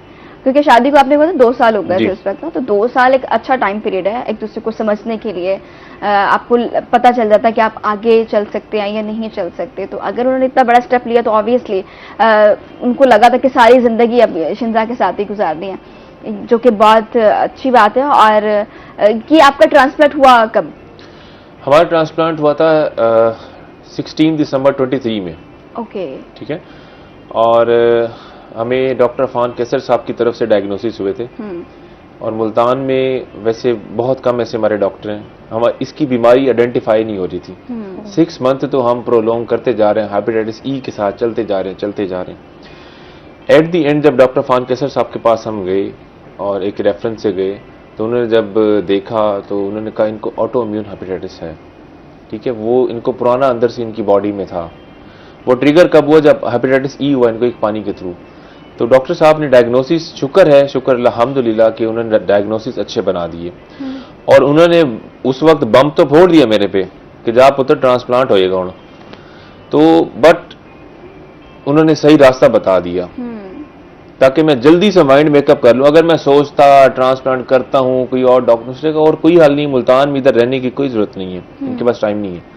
उन्होंने गंबट मेरे लिए, अच्छा आपके इस चैनल के थ्रू मैं लोगों की थोड़ी लिए अवेयरनेस भी करना चाहूंगा। बिल्कुल। ट्रांसप्लांट काफी एक्सपेंसिव है अगर आप प्राइवेट कराएंगे। इससे पहले इंडिया में होता था, चाइना में होता था, और सक्सेस रेशियो भी वहीं पे थी। यहाँ पे लोग नहीं करवाते थे और लोग कहते थे अगर ट्रांसप्लांट है तो छोड़ो, वैसे ही मर जाना है, तो जो जिंदगी की दिन है वैसे गुजार लेते हैं।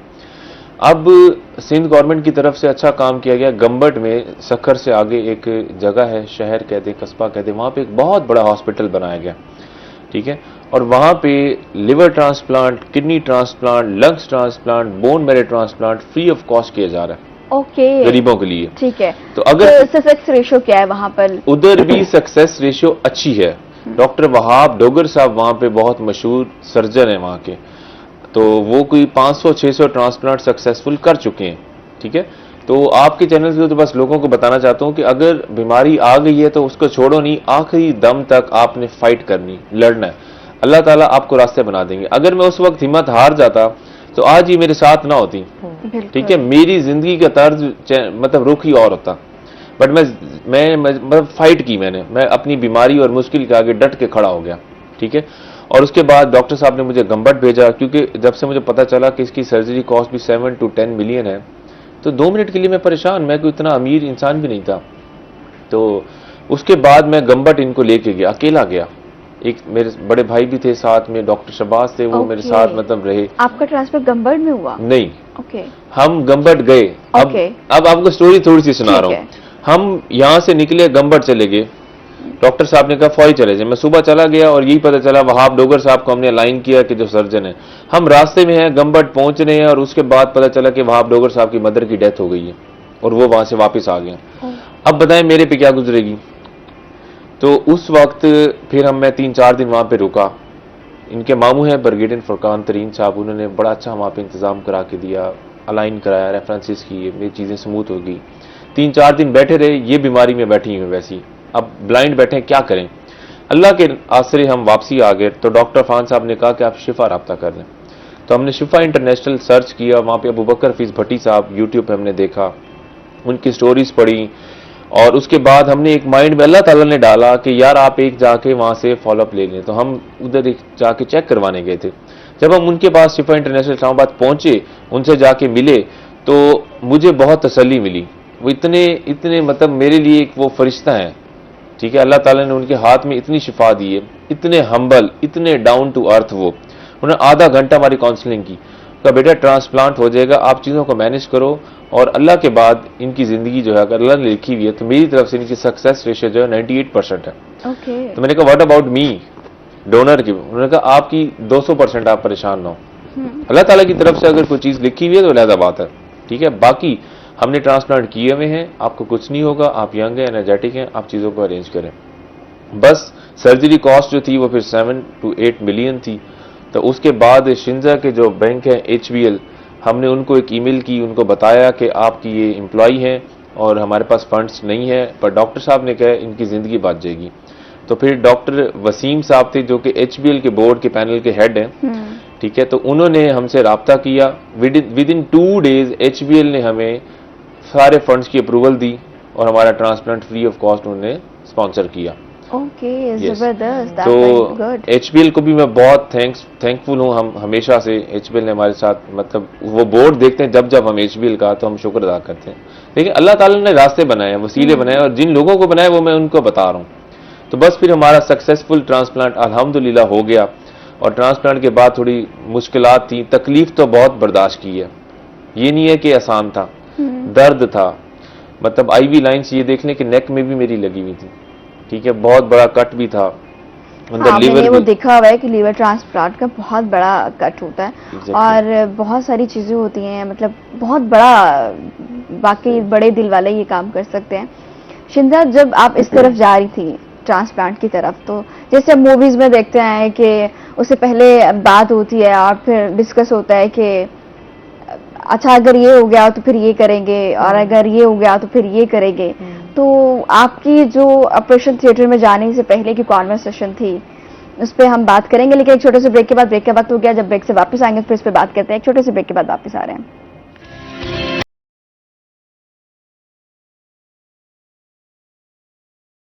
तो सबसे पहले आपसे पूछते हैं कि ऑब्वियसली ट्रांसप्लांट की तरफ जब आप जा रहे थे ऑपरेशन थिएटर की तरफ, तो वो जो आखिरी कॉन्वर्सेशन थी वो क्या थी, या आखिरी ख्वाहिश कह लें कि उसके बाद तो नहीं मालूम था कि जिंदगी साथ देती है या नहीं देती, तो क्या चीज थी, क्या बात थी जो आपने शबीर से डिस्कस की? अच्छा, वैसे ऑपरेशन थिएटर से जाने से पहले मैंने इसको ये जरूर कहा था कि शबीर एक दफा फिर सोच लें, आपने वाकई ये काम करना है, क्योंकि मेरी तरफ से कोई इम्पोजिशन नहीं है आप पे। मुझे असल में इनकी फैमिली का भी बहुत ख्याल था, वो थोड़ा इस मामले में रेजिस्ट कर रहे थे, खासतौर पे इनके जो पेरेंट्स हैं, कि कोई और ऑल्टरनेट देख लो, आप कुछ और देख लो, कुछ और कर लो, ये काम ना करो। ऑब्वियसली क्योंकि उनका बेटा था, ये तो एक चीजें सामने हाँ आती हैं। बिल्कुल। तो मुझे बुरा भी लग रहा था कि यार ऐसे क्यों मैं इसका इतना बड़ा एक इम्तिहान लूं। तो बस इसने मुझे ये बात की कि शिंजा देखो, अगर मेरी जिंदगी है ना तो सिर्फ तुम्हारे साथ है, तुम होगी तो मेरी जिंदगी आगे है, तुम नहीं है तो मेरी भी कोई जिंदगी नहीं है। क्या बात मेरे है। पेरेंट्स के पास और 3 बेटे हैं, तो वो उनके साथ जिंदगी गुजार लेंगे। क्या तो बात हाँ, है। मुझे उस टाइम बड़ी मैं इमोशनल भी हुई। शोहर की तरफ से ये लाइन सुन के बीवी वैसे ही सही हो जाती है, खुश हो जाती है। ऐसे ही है। तो बहुत बड़ी सपोर्ट थी इसकी उस टाइम पे। मेरी फैमिली मेरे साथ थी, मेरे बहन भाई मेरे साथ थे, तो साथ में इसकी इतनी बड़ी सपोर्ट, तो मतलब मुझे तो तभी लग रहा था कि यार मैंने जिंदगी में सब कुछ हासिल कर लिया अपना, मेरे लिए इनफ है, यही काफी है। हाँ। शबीर से जानते, शबीर क्या ख्वाहिश थी? आपने ऑब्वियसली आपका भी साथ आप डोनेट कर रहे थे, तो वो आपकी क्या कॉन्वर्सेशन, क्या चीजें थी, शिंजा ने आपको क्या कहा? अच्छा, मजे की बात बताऊं, अभी जो आपने इनसे सवाल किया ना कि आखिरी ख्वाहिश कोई बता दें, तो मुझे कहती कि ना अब ट्रांसप्लांट से 1 या 2 दिन पहले हम अपना टाइम दे के आ रहे हैं, फाइनल करके आ रहे हैं, और मैं अकेला इसके साथ मतलब होता था, गाड़ी मैंने इसको लेके जा रहा था हर जगह। हम बेसिकली मुल्तान से थे, तो शिफा इंटरनेशनल हॉस्पिटल से बाहर निकले, गोलगप्पे की रेडी वाला खड़ा है, मुझे कहती मैंने ये गोलगप्पे खाने हैं। ओ मैंने कहा तेरा दिमाग खराब हो गया शिंजा, क्या हो गया? मतलब लीवर ऑलरेडी हेपेटाइटिस ई हुआ है, और जो कि वायरल भी इन गोलगप्पों से और इन खट्टे पानी से होता है ना। तो इसने मेरे साथ जिद की और इसने मुझे कहा मैं आपको कह रही हूं मुझे खिलाएं और लाजमी खिलाएं। अब मैं वहां पे मोहब्बत के हाथों मजबूर होके मैंने गाड़ी रोक ली, गोलगप्पे खिलाने बैठ गए। मैं कहा आ जाओ फिर खाओ। उसके बाद फिर मैं फिर कहा ना जिंदगी का मजा खट्टे में है। साबित हो गया जिंदगी का मजा खट्टे में है। तो फिर मैंने इनको गोलगप्पे को 2-3 बनवा के दिए, इन्होंने खाया। बस वो गोलगप्पे खाने की देर थी, गाड़ी हम थोड़ा सा आगे गए हैं, एक्सप्रेस हाईवे पे गए हैं, और उसके बाद फिर शिंजा को वॉमिटिंग, और उसके बाद मैं फिर परेशान, या अल्लाह मैं किधर आ गया हूं, मेरे से क्या गलती हो गई है। बस फिर ना गुस्सा कर सकता हूं ना कुछ कह सकता हूं, संभाल रहा हूं, बड़ा मुश्किल टाइम था। बट इसकी अच्छी चीज बताऊं, ये मेरे से ज्यादा दिलेर ये है घर वाले जो कहते हैं, जब ट्रांसप्लांट का पता चलता है ना तो लोगों की वैसे आधे मर जाते हैं। एक बीमारी आप लड़ रहे हैं और आप लास्ट स्टेज पे, मतलब कि आपको खून की उल्टी भी आ सकती है, इसके चेहरे पे स्माइल रहती थी। मेरे पास कुछ वीडियोस हैं, मैं आपको दूंगा, वो आप दिखाइएगा। जब ऑपरेशन थिएटर में हम जा रहे थे और ये स्माइल कर रही थी, हंस के मेरे से मिल रही थी। सबसे पहले मुझे अंदर लेके गए थे और मेरी हवाइयां उड़ी हुई थी। मैं कहता था हंस तो तना, और ये तस्वीरें भी बना रही थी और ये वीडियोस भी बना रही थी। मेरे अंदर हिम्मत नहीं होती थी कि मैं कोई कैमरे से ही, कहती ये मेमोरीज हैं, बच गए या ना बचे ये रहेंगी। हंस हंस के ये करती थी। बस गुड, जबरदस्त। ज्यादा जो खतरा होता है ना डोनर का तो इतना नहीं होता, जो लेने वाला होता है उसको ज्यादा होता है। तो आप शिंदा को देखें और कि किस तरह वो अपनी लाइफ को एंजॉय कर रही थी। सही बात है कि जिंदगी तो अल्लाह ने देनी है ना, जिंदगी मौत का फैसला तो ऊपर वाले ने करना। बिल्कुल ऐसी, बिल्कुल। तो वो जिंदगी का हर मोमेंट एंजॉय करना चाह रही थी कि उसको भी कैप्चर कर लूं किसी तरीके से। आपने बताया कि घर वाले कहते हैं कि बड़ी बहादुर है, आप भी मानते हैं इस चीज को? मैं इस चीज को वाकई मानता हूँ, बिल्कुल मानता हूँ, ये बहादुर हैं। क्योंकि मेरी अम्मी ही कहती थी, मतलब घर आती थी स्माइल, तकलीफ बताती नहीं है। मैं कहता था मुझसे बताओ, मुझे कोई मसला है। ये कहती थी कि नहीं शबीर नींद से उठना। जब मैं इसको पहले भी परेशान किया है, सारा दिन डॉक्टर्स के पास फाइलें उठा के टाइम ले रहा हूँ, इधर जलील उधर जलील, फाइनेंशियल चीजों से भी लड़ रहा हूँ, और उसके बाद ये अपनी तकलीफ बताती, रात को जागती रहेगी, मुझे नहीं बताती थी। अपनी अम्मी को तो इतना प्यार करती थी, उनको तो घर वालों को बिल्कुल नहीं बताती थी। और मैं कहती थी सारे ही टेंशन थे, दुख मैंने दे और थोड़ी तो उत्ते दे दो उन्होंने। तो खैर वो कहती थी नहीं अम्मी को ना पता चले। तो बड़ा मुश्किल टफ टाइम देखा, तो ये मेरे साथ ही डिस्कस करती थी और उसके बाद ये बहादुरी से इसको फेस करती थी। तकलीफ इसने बहुत बर्दाश्त की है, मैं आपको बस क्या बताऊं, अल्लाह ताला ये तकलीफ किसी को ना दे। जब आप ऑपरेशन थिएटर से बाहर आया, पता चला कि सक्सेसफुल दोनों ठीक हो चुके हैं, आप ऑपरेशन पे कामयाब हो चुके हैं, तो फिर उससे उसकी सेलिब्रेशन कैसे की, कैसे? और वो मोमेंट जब ऑपरेशन के बाद आप दोनों ने एक दूसरे को देखा, मिले, वो जो बात हुई?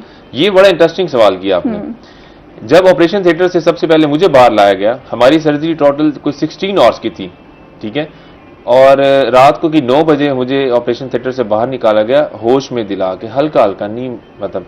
और उस वक्त मैंने सिर्फ उठते ही यही सवाल किया था, इनकी मामी साथ में थी, मामी सादिया, मैंने यही किया कि शिंजा कैसी है? मुझे अपना होश नहीं है, मुझे किसी का होश नहीं है।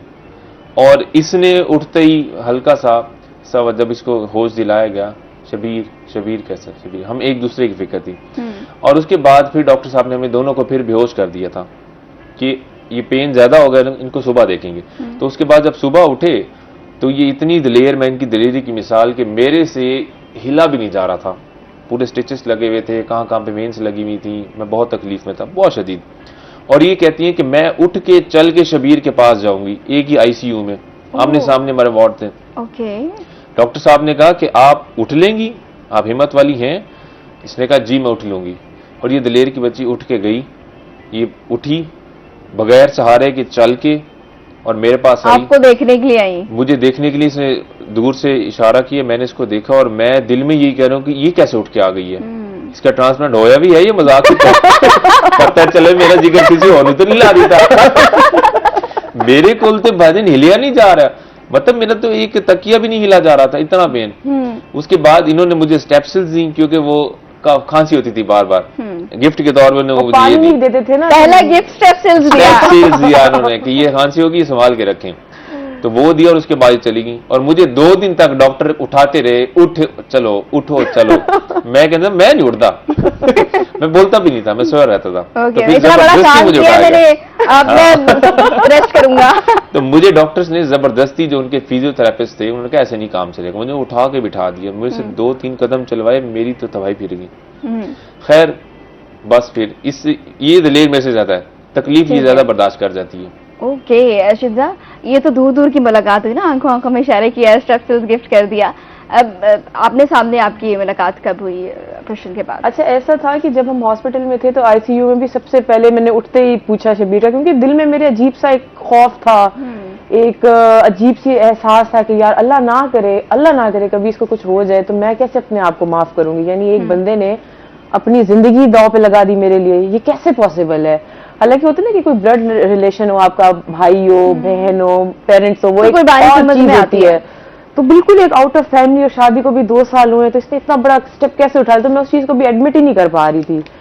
तो बस वही चीज मुझे थी कि मैं इससे पहले आईसीयू में जाके मिली।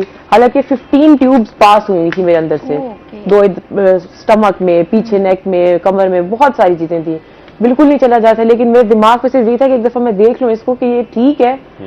तो बस वो चीज थी। फिर उसके बाद जब हम उसमें शिफ्ट हुए, रूम में शिफ्ट हुए, तब मैं डेली खुद जाती थी इसके पास मिलने। शब्बीर नहीं उठ के आ सकता था। अच्छा, मैं आपको एक इंटरेस्टिंग स्टोरी सुनाऊं, जी। आप लोग बहुत हंसेंगे। इसकी अब मोहब्बत की मिसाल मैं आपको अपनी मतलब कि इस ट्रांसप्लांट से पहले की सुनाता हूँ। हम लोग स्कर्दू गए हुए थे, ठीक है, और मेरे साथ मेरे एक दोस्त की फैमिली थी, असीब कुरैशी साहब थे, और वो आगे ड्राइव कर रहे थे। वो ड्राइव कर करके थक चुके थे, तो हम सरीना शिगर फोर्ट से हम निकले। वहां पे एक यू टर्न कर्व था, तो मुझे असीब ने कहा यार अब गाड़ी आप चलो, मैं थक चुका हूँ। शिंजा आगे आ गई, मैं भी आगे आके बैठ गया, और वहां पे ये हुआ कि मैं जब वो टर्न ले रहा था और वहां पे गाड़ी मेरे से थोड़ी सी बैलेंस स्लिप हो गई, और पीछे जो था वो पानी दरिया बह रहा था और आधी गाड़ी नीचे हो गई थी। मैंने गाड़ी स्टेबल कर ली, रोक ली, और उसके बाद पीछे से असीब और उसकी फैमिली निकल गई बाहर, और वो जल्दी से इसको कह रहे हैं कि तुम बाहर निकलो, बाहर निकलो। आगे पता की कहती है, नहीं मैं मरूंगी तो शबीर के साथ मरूंगी, मैं नहीं उतर रही। तो लोगों ने कहा यार इसकी मोहब्बत तो देखो। हमने कहा रेस्क्यू करना है गाड़ी को एक स्टेप बाय स्टेप, तो फिर आगे बंदों को बिठा के हमने गाड़ी निकाली, बट ये गाड़ी से नहीं उतरी। ये तब हुआ जब आप हनीमून पे गए थे? हाँ, ये हनीमून पे थे। ओके, तो हनीमून पे पहले उसने भी तो साबित किया ना कि वो आपसे कितनी मोहब्बत करती है। देखिए ना, मैं इस चीज को एडमिट कर रहा हूँ, ये मैं बिल्कुल नहीं कह रहा कि मेरी बीवी को मेरे से मोहब्बत नहीं है, मैं इसको एडमिट करती हूँ, मेरे से बहुत मोहब्बत करती है, बहुत केयरिंग भी है। ये अच्छा बॉन्ड था तो मैंने इतना बड़ा स्टेप लिया। अगर इन्हें मैंने अक नक कितियां होते थे मैं तो ना देंदा लीवर। ये तो है। मैं कहना था चलो जी अगले रास्ते और लगते हैं। मेरे को तो और बहुत चार नहीं चार नहीं, बिल्कुल नहीं। मैं सिर्फ आपको ये मैसेज कन्वे करना चाहता हूँ कि हस्बैंड वाइफ को आपस में प्यार करना चाहिए और लड़ते नहीं रहना चाहिए। लड़ी होनी चाहिए थोड़ी, फोन नहीं चेक करना चाहिए, फोन चलो चेक कर लो चाहिए कहाँ पर है, यही मैसेज देना चाह रहे हैं। और मुश्किल वक्त में एक दूसरे के साथ खड़ा होना चाहिए, ठीक है, एक दूसरे के साथ मोहब्बत, बहुत प्यारा रिश्ता है ये। बिल्कुल, बहुत खूबसूरत रिश्ता है, और खूबसूरत रिश्ता है तो यहाँ तक पहुँचा है। और एक अच्छा, ये वायरल अब हुआ है, ये तो आपका ट्रांसप्लांट 2023 में हुआ है? 23 में हुआ था, 23 के एंड में हुआ था, और 6 मंथ तो न्यू समझ ले क्वारंटाइन, मतलब नहीं मिलना जुलना लोगों से, नहीं 3 मंथ तो उधर रहे थे इस्लाम, फिर इधर आए तो फिर स्टार्ट नहीं किया। वायरस लगने का खतरा, इन्फेक्शन से बचना था, तो नहीं पता था लोगों को। जो हमारी फैमिलीज और जो हमारे बैंक्स में, तो वो बहुत बहुत मतलब हमें शाबाशें देते थे। डॉक्टर फान कैसर साहब ने ईद के पहले दिन हम बुच विलास बैठे हुए थे पिज्जा पे, और वो अपनी मिसेज के साथ कहीं आ गए थे, और हमारी सलाम दुआ हो गई अच्छी। तो उन्होंने वो क्योंकि पहले से जानते थे क्या बना, मैंने कहा जी जिगर दे देता मैं वेखो सही खड़ी हो।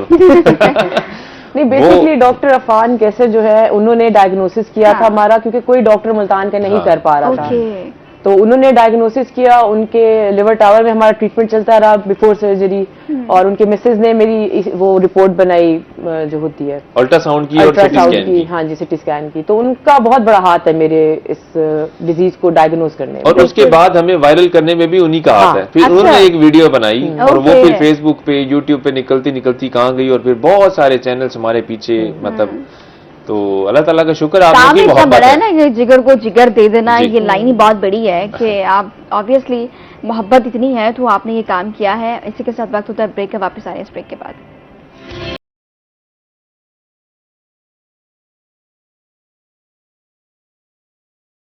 वो शिंजा, आप बता रही थी कि ट्रांसप्लांट जाने से पहले प्रश्न आपने एक पेपर लिखा था जिसमें कुछ वसीयतें की थी, या वो पेपर किधर है, किसको दिया था? अच्छा, वो पेपर बेसिकली मैंने अपनी बड़ी बहन को दिया था, और उसमें ये था कि मैंने एडमिट कर लिया था कि 90% के अल्लाह ताला ने मेरी जिंदगी इतनी ही लिखी हुई थी, और अच्छी चीज होती है कि आप अपने पीछे जो चीजें हैं, जो पेंडिंग है चीजें, जो भी आपने मामला आते हैं वो आप लिख के दें। तो मैंने उसको एक पेपर लिख के दिया था, और मैंने उसको यही कहा था कि अगर मैं मर गई तो फिर आपने ये चीज खोलनी है, अगर जिंदा रहेगी तो फिर आपने इसको वहीं पर डिस्कार्ड कर देना है। तो बस वो पेपर में कुछ चीजें मैंने लिखी थी। क्या लिखा था? बीच में मैंने शबीर को इजाजत भी दे दी थी दूसरी शादी की। अच्छा, लिख दिया आपने कहा था कि अगर मेरे बाद शबीर शादी कर सकता है। हाँ, क्योंकि जाहिर सी बात है, मैं ये नहीं चाहती थी कि ये अपनी जिंदगी को कोई डिसकंटिन्यू करे या खराब करे। ठीक है, अल्लाह ताला के फैसले, हम उस चीज में आ भी नहीं सकते, और ये एक बहुत अच्छा इंसान भी है और बड़ा लॉयल भी है मेरे साथ, थ्रू आउट बड़ी लॉयल्टी से ये चला है। तो उसमें मैंने लिखा हुआ था कि आप लोगों ने बीच में कोई हर्डल चीजें नहीं लानी, और उसको एक अपनी न्यू फैमिली लाइफ स्टार्ट करने देनी है, बल्कि उसको सपोर्ट करना है आपने उस चीज में, क्योंकि इसने जब तक मेरी जिंदगी थी मेरा बहुत साथ दिया। तो उसमें कुछ चीजें ये वाली मैंने मेंशन की थी। आपको मिला वो पेपर बाद में पढ़ा? वैसे उन्होंने कहा कि वो खोलना तब है जब मैं ना रहूं। अगर वैसे ये आपके इंटरव्यू में मुझे अब बताया जा रहा है कि उसमें मैंने लिख दिया था कि दूसरी शादी कर लें। अच्छा, आपको पहले नहीं पता था? मुझे नहीं पता था, पेपर का पता था, इन्होंने दिया था, बट उसमें क्या क्या बातें लिखी इन्होंने मुझे आज तक नहीं बताया। मैंने कोई फोर्स भी नहीं किया, कोई और बातें हैं तो बता दो। नहीं बस इस तरह का। तो आपके काम की तो एक ही बात थी, बाकी तो हाँ ये बिल्कुल ऐसा है।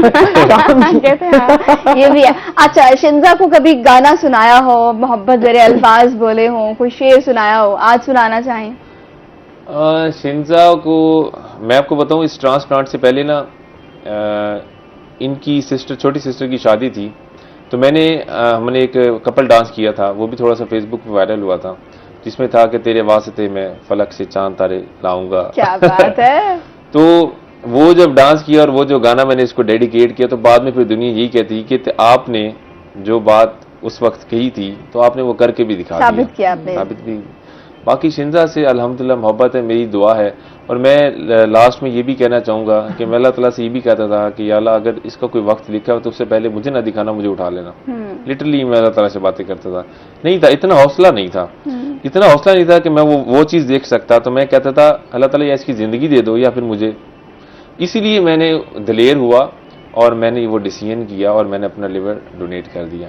बाकी मोहब्बतें हैं, लाइफ टाइम चलेगी। अल्लाह ताला ने जो ज़िंदगी दी है अल्लाह ताला खैर खरीद से रखे। सबसे यह इल्तमास है कि दुआ करें हम सब के लिए। तभी आप गाना नहीं सुना रहे? गाना आप सुना दे शिंजा। अच्छा मैं चले शिंजा आप सुना दें। चलिए हम मिलके कर लेते हैं। Okay okay. ना कोई है ना कोई था जिंदगी में तुम्हारे सिवा, तुम देना साथ मेरा ओ हमनवा। क्या बात है, जबरदस्त, बहुत खूब। जैसा आपने गाया और जैसे गाने के लिरिक्स से आपने साबित कर दिया, बहुत अच्छी बात है। शिंजा, आखिर में क्या मैसेज देंगे अपने चाहने वालों को और जो इस स्टेज से गुजरते हैं उनके लिए? मैं ये मैसेज देना चाहूंगी, बेसिकली बहुत तकलीफदेह बीमारी है, बहुत ज्यादा। एक तो आप पूल पार्टी से इज्तनाब करें, मैं तो कहती हूँ बिल्कुल भी ना जाया करें, क्योंकि पूल पार्टी जो है उसी से मुझे हेपेटाइटिस ई हुआ, पानी के थ्रू बेसिकली ये होता है। अच्छा। हाँ जी। और जो बाहर के गंदे पानी है, लोकल वाटर है, वो यूज ना करें, अपनी हाइजीन का ख्याल रखें। दूसरा ये कि जो भी हस्बैंड मुझे देख रहे हैं, प्लीज अपनी बीवियों को हर तकलीफ में, हर बीमारी में उनका साथ दिया करें, क्योंकि आपके 2 बोल ही उसकी बीमारी को खत्म कर देते हैं। आपके हस्बैंड का आपका साथ हो तो आप कुछ भी लाइफ में कर सकते हैं। तो शायद मेरे अंदर इतना हौसला इसीलिए था कि मुझे पता था शबीर की सपोर्ट मेरे साथ है। और मुझे मुंह से एक लफ्ज भी, आप मतलब मैं वर्बली ये बात नहीं कर रही, लिटरली मुझे एक लफ्ज भी नहीं कहना पड़ा शबीर को कि आप ऐसे कर लें। जो कुछ इसने किया, इसने अपने दिल से किया, अपने दिमाग से किया। तो हर हस्बैंड को अपनी वाइफ का इस तरह साथ देना चाहिए। बिल्कुल। बीवियां तो बहुत देखती हैं कि केयरिंग होती हैं, आपने भी बताया साथ देती हैं। हस्बैंड्स पहली दफा हम देख रहे हैं, और इसके अलावा भी बहुत से वायरल कपल थे जिसमें मैंने बीवियों को खिदमत करते हुए देखा। शौहर पहली बार देख रही हूँ कि इस तरह, जो कि हमारी कम्युनिटी के लिए, हमारी सोसाइटी के लिए एक मिसाल भी हैं। आप क्या कहेंगे? मैं लास्ट में सिर्फ ये एक पैगाम देना चाहूँगा उन वालदैन के लिए कि अगर बेटियाँ कोई लव मैरिज अगर करना चाहती हैं या उनकी अगर कोई चाहत है बेटों की या बेटियों की, तो उन पे मुसलत ना करें। तो चेक कर लें, देख लें, उनके साथ बैठ के डिसीजन मिल के कर लें। तो मैंने ये साबित किया कि अगर हमने लव मैरिज की थी तो हमारे पेरेंट्स ने बीच में इंटरफेरेंस नहीं की, और कल को जब मुश्किल वक्त आया तो मैं उनके साथ खड़ा हुआ था। तो ये बस आपके थ्रू मैसेज था। Thank you. अच्छा, आखिर में मुझे ये भी पूछना था, जो कि सवाल रह गया, किंजा को वैसे क्या पसंद है? बस ये गोलगप्पे खट्टे पानी पसंद थे? शिंजा को 2 ही चीजें पसंद हैं, एक ट्रैवलिंग नॉर्दर्न एरियाज की, और जो कि इसने हर जगह देखी हुई है। 2 साल में इसको मैंने इतना एक्सप्लोर करवाया, इसने सब कुछ देखा है पाकिस्तान के नॉर्दर्न एरियाज। और दूसरा रोड साइड फूड, वही गल पै गया सी। और बस अभी डॉक्टर फान साहब को मैं बता दूं कि डॉक्टर साहब ये अभी भी बाज़ मुझे जिद कर दी थी, तो आप प्लीज इसको समझाएं कि ये काम ना किया करे। और बाकी शॉपिंग का इतना शौक नहीं है, तंग नहीं करती, कुछ इतनी बड़ी कोई डिमांड नहीं करती, जैसे रख लो, जैसे कर दो। कोई एक फरमाइश जो आप तक की हो और आपको लगाओ कि हैं पहले तो मैनू नहीं लगता सी कि इन्हें करनी है, ते हुणे शादी तो बाद एडी वड्डी फरमाइश आ गई? मैं एडी वड्डी फरमाइश यकीन माने है ही नहीं इसकी फरमाइशें, जैसे कर लो वैसे ही रह लेती है। हाँ, खाने पीने पे नाराज हो जाएगी। बस गोलगप्पे, खट्टा पानी, हाँ, ये नहीं समोसा खिलाया, कचौड़ी। ये मेरा दिल था, मैंने मैकडोनल्ड्स खाना था, ये मैंने KFC खाना था, ये मैंने पिज्जा खाना था, उस पे नाराज हो जाएगी, बाज़ रोने भी लग जाती है। इतनी छोटी बात पे। अच्छा, देख ले। वो लड़की जो इतना बड़ा काम किया जिंदगी में, उस पे नहीं रही और इस पे रो देती जी है। बिल्कुल ऐसी है। क्या बात है, मतलब खाने पीने फिर आपको ख्याल रखना पड़ता होगा कि डिमांड ही नहीं है कोई भाई। हाँ, ये तो मैं आपको बता रहा हूँ, वो तो मैं वैसे इनकी चीजें डिमांड्स पूरी कर देता हूँ, है ही नहीं। मैं कहता हूँ यार वो डिमांड करती नहीं तो मैं पूरी कर देता हूँ। बाकी ये छोटी छोटी चीजें वो भी इसलिए रोकता हूँ कि यार ना करो ना करो, हम इतनी बड़ी बीमारी से निकले, कोई दोबारा कोई चीज ना हो जाए, कोई नवा कट्टा ना खोल जावे। और तो जिगर भी मैं नहीं दे सकता, मैं कितों लावांगा। तो नया डोनर कहाँ से ढूंढेंगे कितों लाइएगा। भाई? अब तो हुण माफी दे दे, तेरी मेहरबानी, हुण जो भी जिंदगी इहदे नाल गुजारनी है। जाहिर है इसको फिर आपने बताना भी है कि ये अच्छा है, ये बुरा है, और तो रास्ता है नहीं। आप बता रहे थे कि जब डायग्नोज हुआ था, आप हॉस्पिटल में थे, तब भी ट्रैवलिंग का शौक था और कह रही थी कि मुझे लेके घूमो। ये अब क्योंकि हम इस्लामाबाद आए हुए थे, डॉक्टर साहब से सर्जरी का टाइम नहीं मिल रहा था, कुछ बैंक के अप्रूवल से हफ्ता 10 दिन हमें वैसे ही लग गए थे। तो अब सुबह चेक करा लिए, शाम को फ्री है, तो ठीक है। इनको तकलीफ में भी ना, मतलब ये बाज नहीं आ रही कि यही मैं उनसे था। सुकून नाल, मरीज होता है बैठ जाता है, सुकून नाल बैठा रहता है, मेरी खिदमत करो, यखनी पी लो, खाना खा लो। ओके। ये कहती थी बाहर लेके जाओ, तो कहती थी अब 2 दिन पहले मुझे कहती मुझे मरी लेके जाए इस्लामाबाद से। हाँ। मैंने अब तो कहा ठीक हो यार गई, अब तो जाना बनता हाँ। भी है। और इसी के साथ हमारे इस प्रोग्राम का वक्त खत्म हो गया। थैंक यू वेरी मच, बहुत शुक्रिया शिंजा, आपका बहुत शुक्रिया। और आपकी स्टोरी इंस्पिरेशनल है, हमें बहुत मोटिवेट हुआ, और बहुत से ऐसे लोगों को जो हस्बैंड वाइफ है उनके लिए बड़ी अच्छी स्टोरी है। बहुत शुक्रिया वंस अगेन आपका। इसी के साथ हमारे इस प्रोग्राम का वक्त खत्म हो गया। आपसे मुलाकात करेंगे कल, तब तक दीजिए इजाजत, अल्लाह ने के बाद।